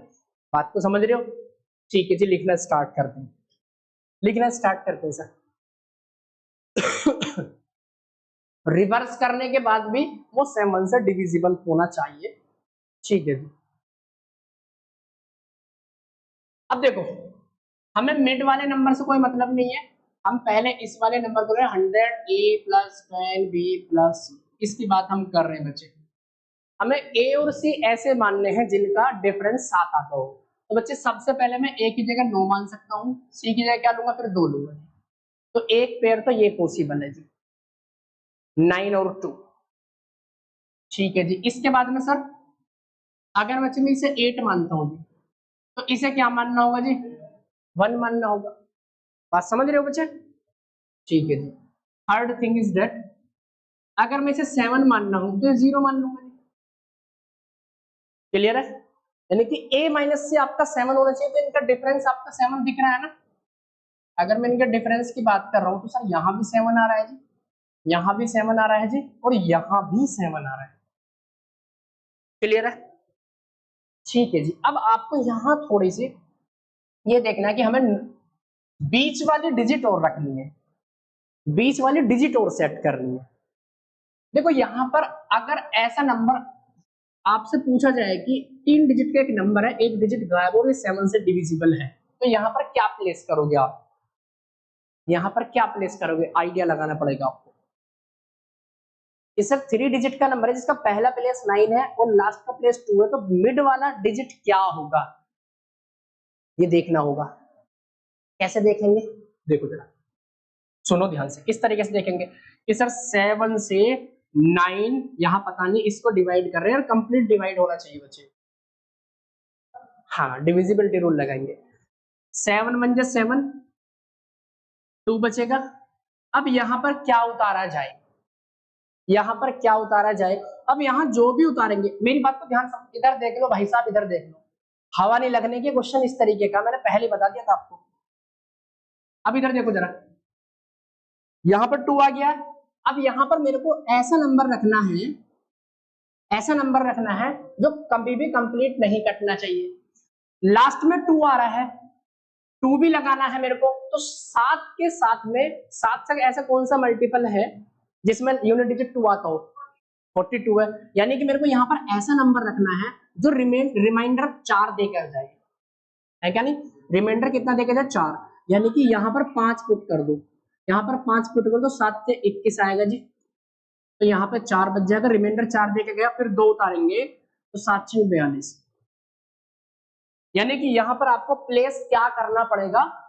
5 प्लेस करना पड़ेगा।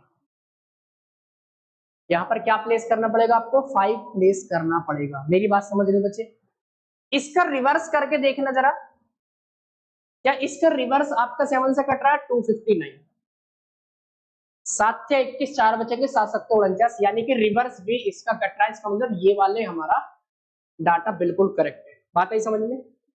सेकंड को इसी तरीके से आपको चेक करना है, थर्ड को इसी तरीके से आपको चेक करना है। सेकंड करना जरा, कितना आएगा बच्चे? थोड़ी सी प्रैक्टिस कर लोगे ना, आपको आइडिया सीधा सीधा लग जाएगा। सर 8, हाँ जी 168 24 सत्ते 168 होते हैं। जो थोड़ा सा आइडिया लगा लेगा ना ऐसा ही मल्टीपल करके भी, तो भी आंसर आ जाएगा। लेकिन मैं आपको बहुत आसानी से बताने की कोशिश कर रहा हूँ, पहले आप समझ जाओ, यही बहुत बड़ी बात है मेरे लिए। सर 7 से एक बार 7 जाएगा जी, 1 बच जाएगा बच्चे। अब यहाँ पर मेरे को ऐसा उतारना है बच्चे, ऐसा नंबर लेना है जो लास्ट में ऐसा रिमाइंडर छोड़े कि सर 7 से कट के जाए। वो कितने बार? 7 से 21। ऐसा कोई 7 का मल्टीपल नहीं होता है जो लास्ट में 103 से अलग नहीं होता। 7 से 21 3 ही होता है, तो 2 छोड़ के जाएगा यहाँ पे। तो 2 छोड़ने के लिए आपको क्या करना पड़ेगा सर? यहाँ पे 6 रखना पड़ेगा। 6 उतारेंगे, 7 दूनी 14, 2 बच गया, 7 से 21। सर 86 बना गया। इसका अगर हम उल्टा भी कर रहे हैं 168, वो भी 7 का मल्टीपल है, यानी ये भी करेक्ट है। अब थोड़ा सा इसका समझ के चलो, जब इसको बच्चे मैं उल्टा करूंगा ना बच्चे, इसे जब मैं उल्टा करूंगा इस चीज को, तो आप मेरे को ये बताओ, क्या 3 डिजिट का नंबर रह जाएगा? 0 कुछ भी आ जाएगा 7। अगर स्टार्टिंग में 0 आएगा तो 3 डिजिट का तो नंबर ही नहीं रहा वो, है नहीं? 3 डिजिट का तो नंबर ही ना रहा। तो हमें ये देखना था कि ऐसे पॉसिबल पेयर ये बन सकते थे जी 3, लेकिन हमने देखा कि ये वाला फेल हो गया, ये वाला फेल हो गया बच्चे, है क्या नहीं? इसमें पूछ क्या रहा था, अब देख सकते हो आप। How many such 3 digit number are there? ऐसे कितने 3 डिजिट के पॉसिबल है? क्या क्या कंडीशन थी? नंबर डिविजिबल बाय 7 होना चाहिए। हो रहा है कि नहीं हो रहा 3 डिजिट का नंबर जो हमने चेक किए? सेकंड क्या था? Number on reversing the digit is also divisible by 7, हो रहा था। और थर्ड क्या था? बस हमारा यही था। तो आंसर क्या आ जाएगा बच्चे आपका? बात आई समझ में कुछ? मैंने तो पहले ही बता दिया था बच्चे, कॉन्सेप्ट कितने सारे लग रहे हैं आप देख रहे हो यहाँ पे। एग्जाम में आया तो छोड़ देना, बहुत जल्दी काम हो जाएगा। अरे सारे क्वेश्चन आसान नहीं आ सकते भाई, वे भी तो अपनी उनकी भी तो कुछ गरिमा है भाई साहब, क्वेश्चन में बहुत सारी चीजें ऐसी देने की। अब देखो मैं आपको एक चीज बता रहा हूँ, कुछ क्वेश्चन जो ऐसे होते हैं जिन्हें हमें टच भी नहीं करने होते, कुछ क्वेश्चन ऐसे होते हैं जिन्हें हमें बिल्कुल भी नहीं छोड़ने होते हैं। समझ रहे हो बच्चे बात? अगर आपके कंसेप्ट अच्छे से क्लियर है, आपके पास टाइम बचा हुआ है, तब इस क्वेश्चन को आप अटेम्प्ट कर सकते हो। मैंने कह दिया one of the best question of this set, शुरुआत में बता दिया था मैंने आपको। और 2016 के 2017 के कई सारे क्वेश्चन बहुत अच्छे हैं, इसमें कोई डाउट नहीं है, समझ रहे हो। नेक्स्ट क्वेश्चन ट्राई करो। 777 बच्चे, उसमें क्या हो रहा है पता है? 777 जो ले रहे हैं ना, 7 - 7 डिफरेंस 0 आ जा रहा है। वो कह रहा है कि ए और सी का डिफरेंस 7 होना चाहिए, तो फॉलो नहीं हो रहा ना। और बताओ,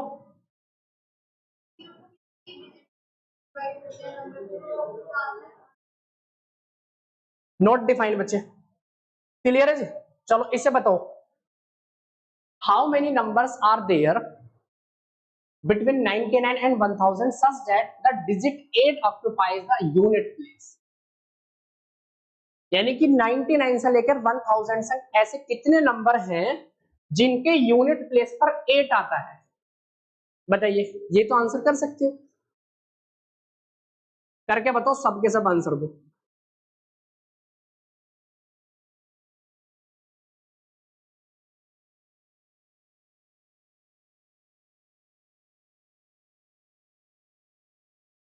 जिनके यूनिट प्लेस पर 8 आता हो।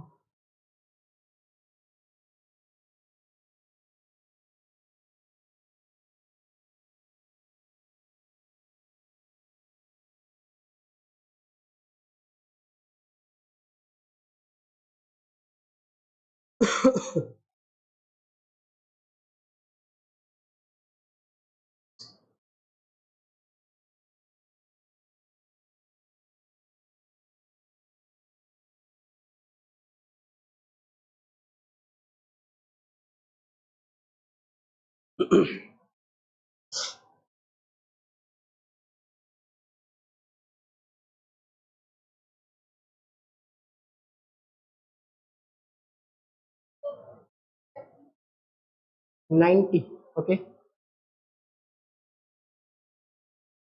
और किसी का है 90? 90 है। अबे तुम क्या कर रहे हो भाई साहब, बैठे बैठे तो बता दो, तुमसे आंसर नहीं आ रहे क्या? प्रोटीन खा के नहीं आए सुबह?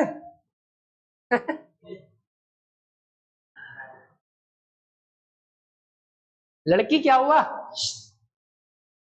क्या हुआ? हुआ नहीं? क्या नाम है आपका? आपका नाम क्या है? शर्मिष्ठा। नहीं हुआ बच्चे? कितना आ गया? 1 से 4 आ गया क्या? 90 के अराउंड आ रहा है, ठीक है चलो, अराउंड आ रहा है तो फिर 90 लगा के आ जाएंगे हम, कोई दिक्कत नहीं, ठीक है। चलो देखो, आइए जरा, 99 और 1000 के बीच में देखो, सबसे पहले 99 के तुरंत बाद ऐसा नंबर बताना जिसके लास्ट में 8 आता हो। क्या आएगा 99 के तुरंत बाद में? ऐसा कौन सा नंबर जिसके लास्ट में 8 आ रहा हो? 108? 108 ही तो आ रहा होगा बच्चे, वहां पर कौन सा फॉर्मूला लगना है बच्चे? उसके बाद में बताना 118, उसके बाद 128, उसके बाद 138, 148, 158, 168, 178, 188, यानी बच्चे 198। बस जी, यही तो आएंगे बच्चे बन के। यही लिख दे यार, इसे इसे ऊपर क्यों लिखता हूं, यही लिख देते। क्लियर है जी? यानी कि 99 से लेकर आपने देखा 198 तक, मतलब 200 तक ही मानो, कितने 8 बन के लास्ट में? सर 1 2 3 4 5 6 7 8 9 10, 10 बन के आए बच्चे। अरे वाह, यहां से कुछ पैटर्न देखने को मिलेगा अपने को। इसके बाद में सर 200 से बात करते हैं, सर 200 से लेकर सर 300 तक भी सेम ऐसे ही होगा, 10 ही बन के आएंगे आपके। आपको समझ रहे हो? 300 से लेकर सर 400 तक भी सर ऐसे ही होगा, इसमें 10 ही बन के आएंगे जी, है नहीं? है क्या नहीं? फिर उसके बाद में बात आएगी जब इस पर बच्चे 800 पे, किस पे बात आएगी बच्चे? 800 पे। 800 से लेके यानी 300 400 500 600 700 800, 700 तक भी आपके 10 डिजिट जाएगा बच्चे। अब देखो 800 की अगर बात करेंगे हम, 808 फिर 818 ये तो चलेगा, उसमें भी कोई चेंज देखने को मिलेगा नहीं मिलेगा, यानी कि सर वहां भी आपका यही होगा, यानी कि आपको 1000 तक 10 ही मिलेंगे आपको इस तरीके से। कितने हो गए सर? 100 से लेकर 900 तक आप गए हो, है क्या नहीं? 100 से लेकर 900 तक, यानी 9 लाइन बनेंगे बच्चे ऐसे, और हर एक लाइन में 10 ऐसे नंबर हैं आपके जो बन के आ रहे हैं, तो 10 9 टाइम्स आएंगे, 9 कह देगा सिंपल। अब इसमें कोई ज्यादा मेहनत मजदूरी करने की जरूरत नहीं है, ये क्वेश्चन आसान आ गया। अब कुछ क्वेश्चन ऐसे होंगे जो आसान नहीं होंगे, कुछ क्वेश्चन ऐसे होंगे तो ज्यादा ही आसान होंगे, तो ज्यादा आसान की कैटेगरी में है बच्चे। अच्छा जी, if for a sample data mean median and more than distribution. देखो ये क्वेश्चन स्टैटिस्टिक्स का है, ये अभी आपको समझ में भी नहीं आएगा, स्टैटिस्टिक्स का है, इसके लिए पूरा बताना पड़ेगा। वैसे इसका आंसर बी है, बताऊंगा जब मैं इसे पढ़ूंगा। नेक्स्ट क्वेश्चन देखना बच्चे। हाँ बच्चे, मोड था बच्चे, मीन मीडियन मोड। कह रहा कि the age of mister X last year was square of a number and it would be the cube of number next year, what is the least number of years he must wait for his age is to become cube of number again. यानी कि पिछले साल उसकी as जो है किसी number का square थी और अगले साल क्यूब बन जाएगी, तो ऐसे कितने साल उसे वेट करना पड़ेगा कि अगेन क्या बन जाए बच्चे? स्क्वायर बन जाए, अगेन क्या बन जाए? बिकम द क्यूब बन जाए। आसान क्वेश्चन की कैटेगरी में बताइए आंसर क्या होगा? कितना होगा? 25। आंसर तो 25 है, देखते हैं क्या होगा। आंसर तो बच्चे है 25।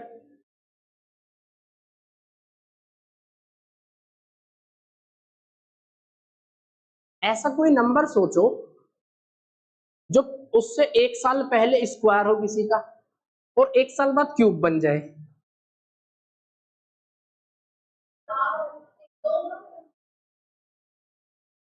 दो कैसे हो जाएगा बच्चे? ऐसे समझो कि कोई नंबर, आज खड़े हो आप, इस एज में खड़ा हूं, जिस एज में, एक साल पहले मेरी एज किसी का स्क्वायर थी, किसी नंबर का स्क्वायर थी, एक साल बाद मेरी एज किसी नंबर का क्यूब बन जाएगी, तो मेरे को अब से कितना वेट करना पड़ेगा आज से मेरे को कि वो क्यूब बन जाए, अगेन क्यूब बन जाए, एक साल बाद क्यूब बननी, फिर एक बार और क्यूब बन जाए, कितने साल बाद बनेगी? और बहुत आसान नंबर है वो। ऐसे दो नंबर सोचो जो आसपास स्क्वायर भी होते हो और क्यूब भी होते हो, वो होता है 25 और 27। 25 और 27, यानी मेरी एज अगर 26 साल है अब की, तो एक साल पहले मेरी एज 5 का स्क्वायर थी बच्चे, और एक साल बाद मेरी एज कितनी है बच्चे? 3 की क्यूब है। तो मेरे को और कितना वेट करना पड़ेगा कि अगेन क्यूब बन जाए? और यानी कि 3 के क्यूब के बाद कौन सा क्यूब होता है? 64, 4 का क्यूब होता है बच्चे। तो 64 साल होने में मेरे को कितना टाइम लगेगा? 64 माइनस में 26, 38 साल आंसर आ गया। यानी 38 साल बाद अगेन क्यूब हो जाएगी। समझ में आई बात? आसान क्वेश्चन था। अब है, देखो आंसर दे भी दिया बच्चे ऑनलाइन में। नेक्स्ट क्वेश्चन देखना।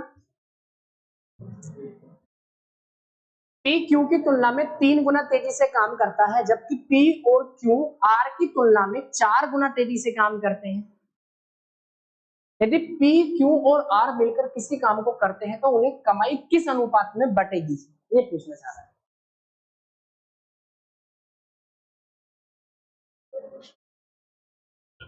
देखो जरा, ध्यान देना बच्चे।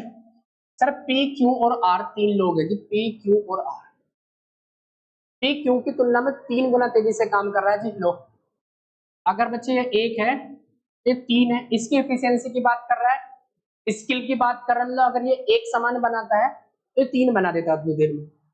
ठीक है बच्चे, पी और क्यू मिलकर आर की तुलना में 4 गुना तेजी से काम करते हैं बच्चे, 4 गुना तेजी से। पी और क्यू मिलकर आर की तुलना में 4 गुना तेजी से। हाँ ठीक है, इन दोनों का टोटल 4 बनना है, तो ये 1 हो गया। आंसर 3:1 बना गया। इसी रेशो में पैसा बटेगा। अरे जितना जो स्किलफुल होगा उसी हिसाब से पैसा बटेगा। जो जितने स्किल होगा वो कह रहा है कि क्यू की तुलना में फिर 3 गुना तेजी से काम कर रहा है बच्चे। यानी अगर ये एक समान बनाता है किसी देर में, वो 3 बना देता है। और फिर कह रहा है कि पी और क्यू दोनों मिलकर इससे 4 टाइम्स कुशल है। देख लो, पी और क्यू मिलकर आर की तुलना में 4 टाइम्स तेजी से काम करते हैं। तो सिंपल सी बात है, 4 आ ही रहा है हमारा, तो इसे 1 मान लो, तो इसी हिसाब से पैसा बढ़ जाएगा। ऐसे भी क्वेश्चन आते हैं।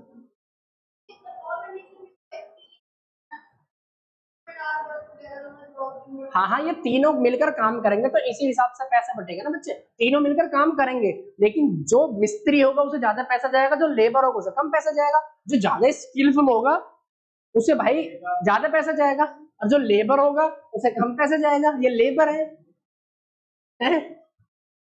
चलो नेक्स्ट क्वेश्चन देखना। A bag contains 20 balls. 8 balls are green, 7 are white and 5 are red. Okay. देखो एक बैग में 20 बॉल है बच्चे, उसमें 8 बॉल तो ग्रीन है, 7 बॉल व्हाइट है, 5 बॉल रेड है। What is the minimum number of ball that must be pick up from the bag blindfolded? Okay, बिना देखे, without replacing any of it, to be assured of pick at least 1 ball of each color. कम से कम उस bag में से कितनी ball pick की जाए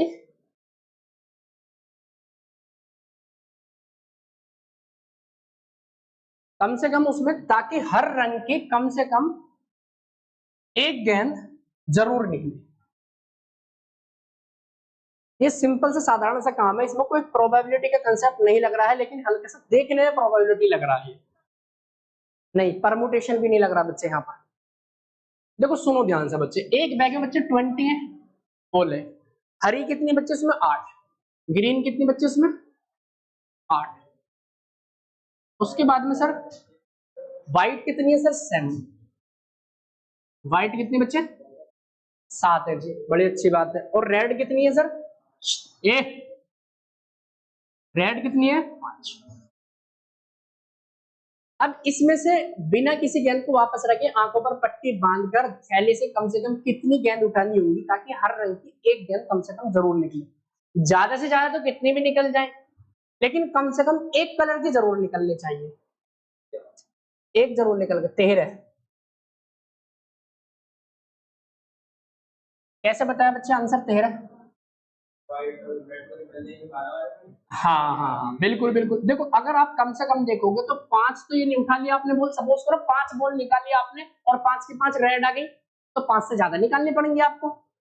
फिर उसके बाद में सर 7 और निकाल ली, तो 5 7 12 निकल के वो 7 के साथ व्हाइट आ गई, तो एक कलर मिल गया, दूसरा मिल गया, तीसरा तो मिला ही नहीं है।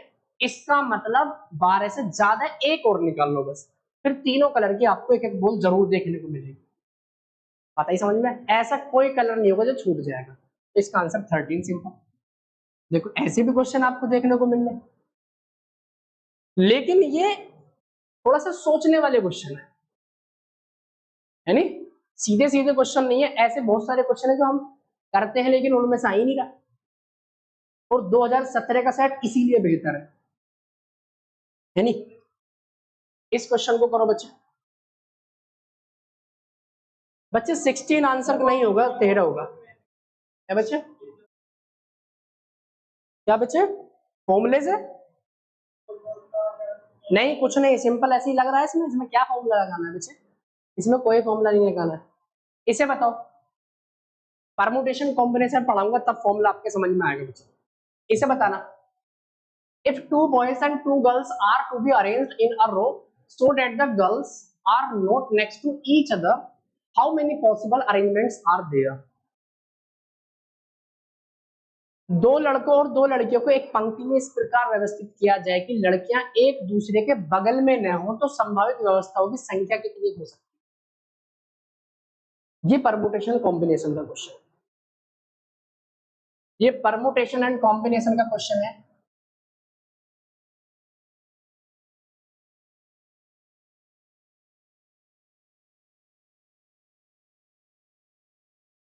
चलो मैं इस क्वेश्चन को करवा रहा हूँ, है नी?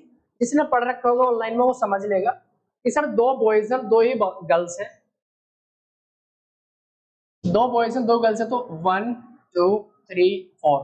सपोज करो बच्चे मैंने बॉयज एक यहाँ बिठा दिया, एक बॉयज बच्चे मैंने यहाँ पर बिठा दिया, है क्या नहीं? यहाँ पर बच्चे एक गर्ल्स यहाँ बिठा दी, एक गर्ल्स यहाँ, है क्या नहीं? अच्छा गर्ल्स को हम चाहे तो एक और यहाँ बिठा सकते हैं बच्चे, यानी कि गर्ल्स के 3 प्लेस पर फिल हो जाएगी गर्ल्स, यहाँ पर यहाँ भी हो जाएगी, यहाँ भी हो जाएगी, यहाँ भी हो जाएगी। लेकिन बॉयज के 2 ही प्लेस हैं, बॉयज के केवल 2 प्लेस हैं, यानी कि मैं इसको ऐसे बोलूंगा, अगर बॉयज के बैठाने के तरीके की बात करता हूं, बॉयज के कितनी पॉसिबिलिटी है बैठाने की, आपका जवाब होगा केवल 2 पॉसिबिलिटी है बॉयज की। लेकिन गर्ल्स को कितने प्लेस पर, गर्ल्स को कितने तरीके से व्यवस्थित कर सकते हो आप? आपका आंसर होगा सर 1 2 3 जगह, 3 जगह में से 2 को प्लेस करना होता है, तो वहां पर 3p2 परमुटेशन लगता है बच्चे, परमुटेशन का कंसेप्ट लगेगा यहाँ पर। और परमुटेशन क्या होता है बच्चे? 3p2 का मतलब 3 इंटू में क्या होता है, कौन कौन बताएगा परमुटेशन का फॉर्मूला क्या होता है? एनपीआर का, एनसीआर नहीं एनपीआर, एक एनसीआर होता है एक एनपीआर होता है।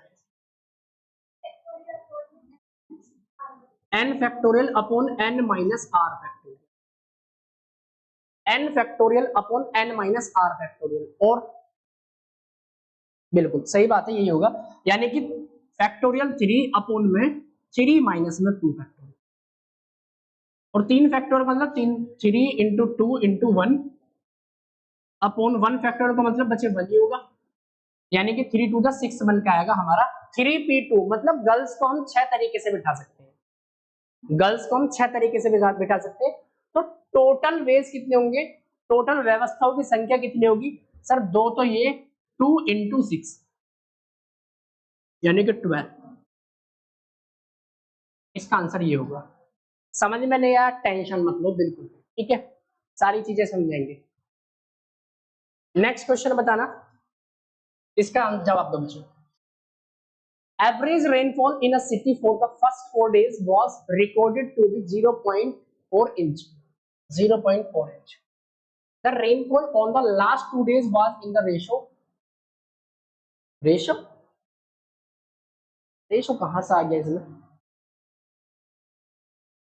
एक शहर में पहले 4 दिनों की औसत दे रखी है वर्षा 0.4, अंतिम 2 दिनों में वर्षा का अनुपात 4, अनुपात नहीं है यार, ये एवरेज है, एवरेज औसत 4.3 था, 6 दिनों की औसत वर्षा 0.5 थी, 5वें दिन की पूछ रहा है, यानी कि वही वाला क्वेश्चन होगा, पहले 4 दिन की अंतिम 2 दिन की, यानी बच्चे पहले 4 दिन की 4 इंटू में 0.4, अंतिम 2 दिन की 2 इंटू 4.3, ये कितने निकल गए सर? 6 दिन की निकल के आ गई, इसमें 5 दिन के घटा दो बच्चे, तो 5 इंटू 0.5, ये निकल के आ जाएगी किसके बच्चे? 5वें दिन की, ये निकल के आ जाएगी 5वें दिन की, 2 बार इंक्लूड हो गया हमारा 5, तो 1.6 8.6 2.5 कितना आएगा बच्चे? 8 9 10.2 माइनस में 2.5, 7 आ रहा है कहीं पे, 7 दिख रहा है, 7 आ गया बच्चे, और यहां पर कितना आएगा आपका? 9 में से 2 गया 7, 7.7 आ रहा है क्या? 7.7 थोड़ी नहीं आ रहा,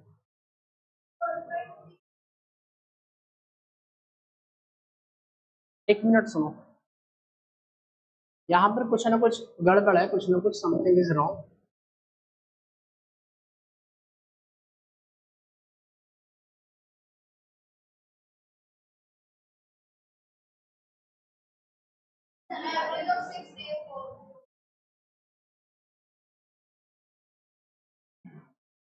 छह दिन की, ओके ओके, और ये हमारे अंतिम 2 दिन की, पहले 4 दिन की औसत वर्षा इतनी है, अंतिम 2 दिन की औसत वर्षा इतनी है, 6 दिनों की औसत वर्षा इतनी है, 5वें दिन की क्या क्या कहना चाह रहा है? 6 ही दे रखे हैं और 6 टोटल दे रखे हैं।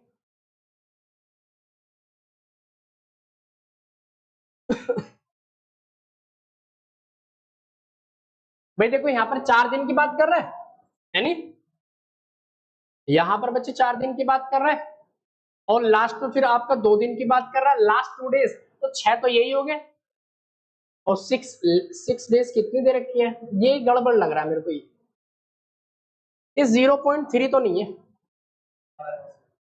नहीं नहीं, ये कोई लैंग्वेज गड़बड़ है बच्चे वाली, लैंग्वेज गड़बड़ है इसकी।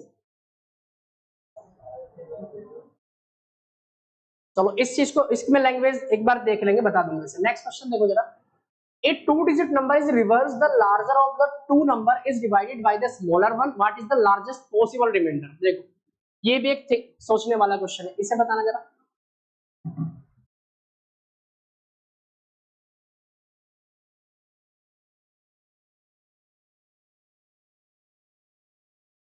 टू डिजिट नंबर को बच्चे रिवर्स किया जाता है तो larger of two number is divided by the smaller, यानी बच्चे तो ये पूछना चाह रहा है कि जो सबसे बड़ा रिमाइंडर जो बचेगा, पॉसिबल लार्जेस्ट रिमाइंडर, वो क्या होने वाला है।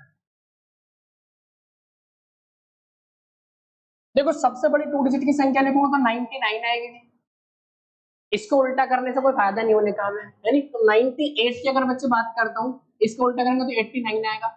ये ग्रेटर है स्मॉलर है, तो स्मॉलर से ग्रेटर को डिवाइड करेंगे तो नो रिमाइंडर आएगा, नो ऑप्शन में तो दे रखा है। अभी और चेक करेंगे आगे, यहाँ पर रिमाइंडर कितना बच रहा है, इस केस में 9 आ रहा है, इसका आगे चेक करो सर 97 और 79 उल्टा करने पे कितना आएगा बच्चे, 18 बनेगा, 18 दे रखा है, यानी कि यहाँ पर 18 बनेगा इस केस में।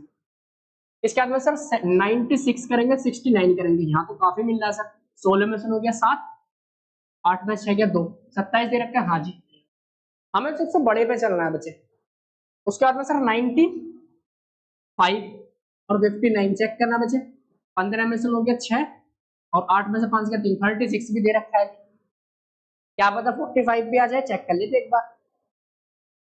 94 और 49, 14 में से हो गया 5, ये आंसर है बस, इससे बड़ा चलना ही नहीं है क्या नहीं, आसान सा काम था,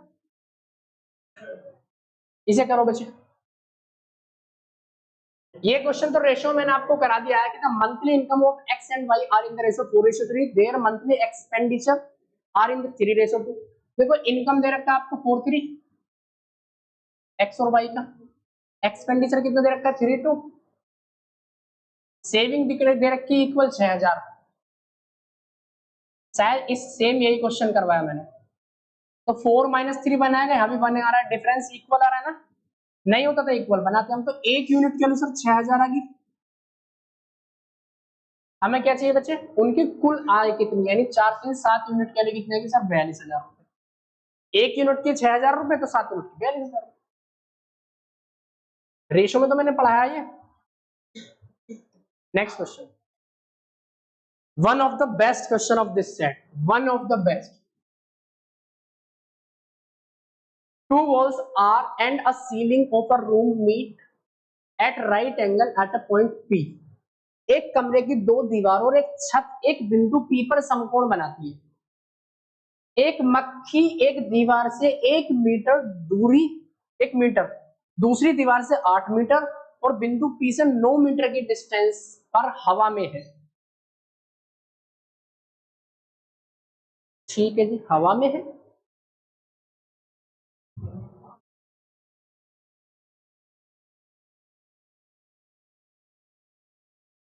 ठीक है जी, चलो मक्खी छत से कितने मीटर की दूरी पर है, ये क्वेश्चन है बच्चों।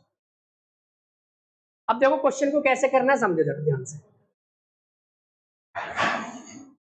देखो इस तरीके से समझ सकते हो, ये बच्चे क्या है, एक दीवार है, ये एक दीवार है जी, ऐसे समझो बच्चे ये कोने है, इस तरीके से छत का इस तरीके से कोना है जी आपका, ये दोनों दीवार है नी। इसमें कह रहा है कि दो दीवार है और एक छत है, एक बिंदु P पर समकोण बना रही है, तो बच्चे वो कोना है, तो बच्चे इस दीवार से भी एंगल बना रहा है, वो 90 डिग्री तीनों आपस में बना रही है, यानी कि ये छत का कोना हो गया जी हमारा, ये P पॉइंट है जी, ये क्या होगा P पॉइंट है। क्लियर है बच्चे, ठीक है, बड़ी अच्छी बात है।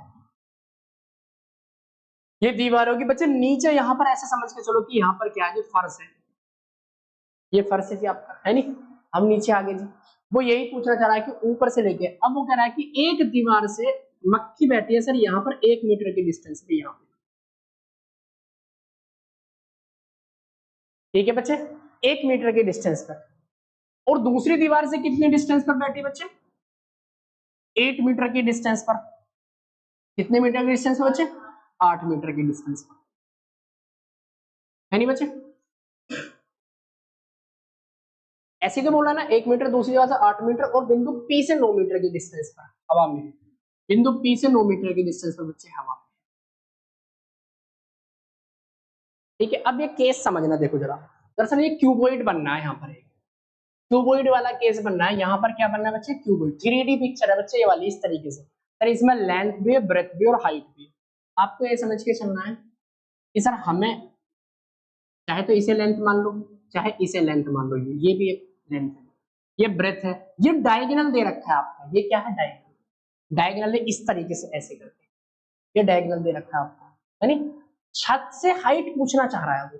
लेंथ दे रखा है, ब्रेथ दे रखा है, और डायगोनल दे रखा है, हाइट पूछ रहा है। पाइथागोरस थ्योरम, नहीं पाइथागोरस थ्योरम ने diagonal of cuboid. Diagonal of cuboid होता है बच्चे √L² plus B² plus H²। और डायगोनल ऑफ क्यूबॉइड दे रखा है आपको P पॉइंट से उस फ्लाई जो है उसकी डिस्टेंस 9 दे रखा है। यहाँ पर L और B पता है, H फाइंड करना, बस जी इतना क्वेश्चन का सॉल्यूशन है।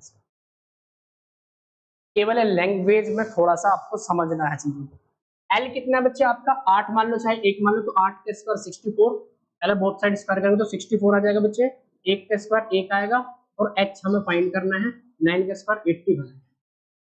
64 प्लस 1 65 इधर जाएगा, कितना आएगा बच्चे? H स्क्वायर की वैल्यू कितनी आएगी? 81 माइनस 65 16 आएगा बच्चे, यानी H की वैल्यू आ गई 4। तो बच्चे वो हाइट, मतलब वो छत से कितने डिस्टेंस पर बच्चे? हाइट। ये फर्श नहीं है, पहली बात तो ये समझ ले, फर्श नहीं है, ये दीवार नीचे भी है। ये मैंने थोड़ा समझाने, या यहाँ पर उड़ रही है तो एक दीवार से कितनी डिस्टेंस इसकी? 1 मीटर। जैसे यहाँ पर उड़ रही है इस जगह, है नी, एक दीवार से ये 1 मीटर है बच्चे, दूसरी दीवार से इसकी डिस्टेंस 8 मीटर है। ये कोने से दे रखी है इसकी डिस्टेंस, हाइट ये पूछना चाह रहा था। समझ में आ रही बात? यहाँ पर ये एयर में है बच्चे, यहाँ पर ये एयर में है, कभी फर्श समझो इसे। क्लियर है बच्चे? तो H पूछना चाह रहा था, H की वैल्यू कितनी आएगी? 4। समझ में आई बच्चे? बढ़िया क्वेश्चन बच्चे। मक्खी एयर में उड़ रही है इस तरीके से, ऐसे, यानी एक दीवार से, जो हमने दीवार ली थी, यहाँ पर उड़ रही है। एक दीवार से इसकी डिस्टेंस 1 मीटर है, एक दीवार से 8 मीटर है, और उस कोने से इसकी डिस्टेंस कितनी है? 9 है। तो हाइट पूछना चाह रहा है वो छत से। ठीक है, चलो इस क्वेश्चन को करो।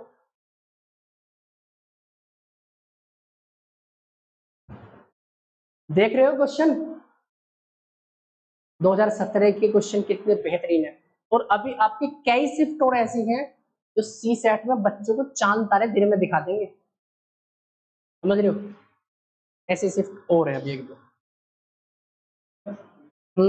आ रहे हैं बस। There are certain 2-digit numbers. The difference between the number and the one obtained on reversing it is always 27. How many such maximum 2-digit number are there? Number system का एक और अच्छा क्वेश्चन है बच्चा, एक और बढ़िया क्वेश्चन है नंबर सिस्टम का। देखो, 2 अंकों की संख्या है, उस संख्या और उस उलटने पर प्राप्त संख्या अंतर हमेशा 27 आता है। तो ऐसी कितनी संख्या पॉसिबल है? बड़ा आसान सा काम है। 2-डिजिट नंबर आपको मैंने बताया 10a प्लस b मान लीजिए हमने। अगर बच्चे मैं इसे उल्टा कर देता हूं तो 10b प्लस a आ जाएगा। इनका डिफरेंस 27 आ रहा है। तो अगर बच्चे मैं 10a माइनस में a9 मैंने कॉमन ले लिया, a minus b is equal to 27। यानी कि ऐसे दो नंबर जो मानोगे आप, उनके डिजिट का डिफरेंस जो होगा वो 3 होगा। वो कितना होगा बच्चे? 3 होगा। ठीक है, तो ऐसे कितने पॉसिबल नंबर बन जाएंगे, आइए समझते हैं जरा। ठीक है, हमारा एक ग्रेटर नंबर है a और b हमारा छोटा नंबर है। तो पहला नंबर सबसे पहले क्या लेंगे बच्चे? 96। क्लियर है बच्चे? 96 को जब बच्चे हम रिवर्स करेंगे 69 आएगा। क्या इनके बीच का डिफरेंस 27 आ रहा है? आ रहा है बच्चे? बिल्कुल आ रहा है, डिफरेंस 27 आ रहा है। उसके बाद में सर बात करेंगे 8 और 5। 58 और 85 में डिफरेंस कितने का आएगा सर? 27 का आएगा। 85 में और 58 में, 15 में से 8 के 7, हाँ जी 27 का ही आएगा, यानी कि ये भी पॉसिबल है। उसके बाद में सर क्या आएगा 7 और 4, यानी कि 47 बन जाएगा जी। 14 में 7 का इसका भी बन के आएगा बच्चे। इसके बाद में सर 6 और 3 और 36, इसका भी बन के आएगा बच्चे। इसके बाद में 5 और 2 25, इसका ही बन के आएगा बच्चे। उसके बाद में 4 और 1 और 14, इसका ही बन के आएगा, हाँ जी इसका ही बन के आएगा। बस अब नहीं है, तो कितने पॉसिबल बन गए 1 2 3 4 5 6 तो पेयर पॉसिबल है, और अगर संख्या पूछेगा तो 12 संख्याएं पॉसिबल है। संख्या ये भी तो संख्या बच्चे, एक ये एक ये एक ये एक ये एक ये एक ये, लेकिन इसमें अगर हम बात करें कि हम ए को बड़ा रख रहे हैं, पहले वाले नंबर को बड़ा रख रहे हैं, तो कम से कम 6 तो फिर भी होंगे, इसमें none of the above answer होगा। क्लियर है? नेक्स्ट क्वेश्चन,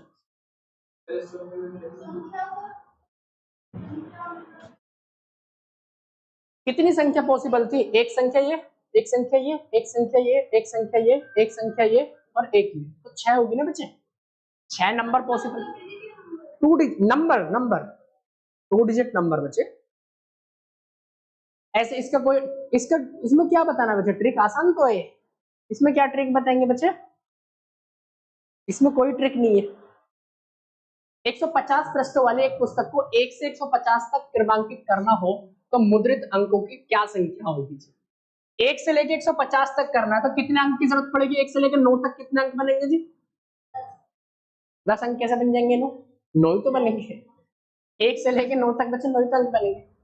इसके बाद में सर 2 डिजिट के नंबर कितने होंगे सर? 10 से लेके 99 तक कितने होंगे बच्चे? 90 होंगे। तो 90 इंटू 2 कैसे निकाला मैंने? 90 99 माइनस में 10, 99 माइनस में 10 और प्लस 1 ऐसे निकलता है। लास्ट टर्म माइनस में first term, last term minus में फर्स्ट टर्म अपॉन डिफरेंस, जो कॉमन डिफरेंस है, सब में अगर इक्वल डिफरेंस चल रहा हो, और प्लस का 1, ये होता है नंबर ऑफ टर्म्स निकालने का फॉर्मूला। ठीक है, ये हमारे बन गया। उसके बाद में सर हमें 150 तक बताना है। उसके बाद में 100 से लेके स्टार्ट हो जाएंगे 3 डिजिट के 150 तक, कितने नंबर होंगे आप बताओ? यहाँ पर 150 माइनस 150 प्लस में 1 51। समझ में नहीं आया बच्चे? अभी ये पढ़ाया नहीं है ना, इसलिए समझ में नहीं आया। ये कैसे निकल का, ये तो पूछना चाह रहे बच्चे, यही तो पूछना चाह रहा कैसे निकल का। इसका केवल फॉर्मूला याद रखना, तो ये वाला फॉर्मूला होता है, जब पढ़ाएंगे समझ में तब आएगा। जोड़ो 9 प्लस 180 और प्लस में 9 प्लस 180 और प्लस में 3 एकम 3 पंजे 15 153, जोड़ लो 3 9 12 हासिल 1, 16 प्लस 18 34, 342 है ऑप्शन में, ये आंसर। ठीक है बच्चे, समझ में आई बात? नहीं समझ में आई तो टेंशन फ्री रहो, ये आपका 2016 के जितने भी क्वेश्चन थे डिस्कस हो गए बच्चे। आंसर 342, बहुत बढ़िया। चलिए जी, ये आपका 2017 का सी सेट का जो क्वेश्चन पूछे गए थे मैंने आपको सारे डिस्कस कर दिए। उम्मीद है आपको समझ में आए होंगे। अगर कोई दिक्कत परेशानी है तो आप कमेंट बॉक्स में बता सकते हो। ठीक है, उस क्वेश्चन को दोबारा समझा दिया जाएगा। ठीक है, चलिए मिलते हैं नेक्स्ट सेशन के साथ, तब तक के लिए नमस्कार, जय हिंद।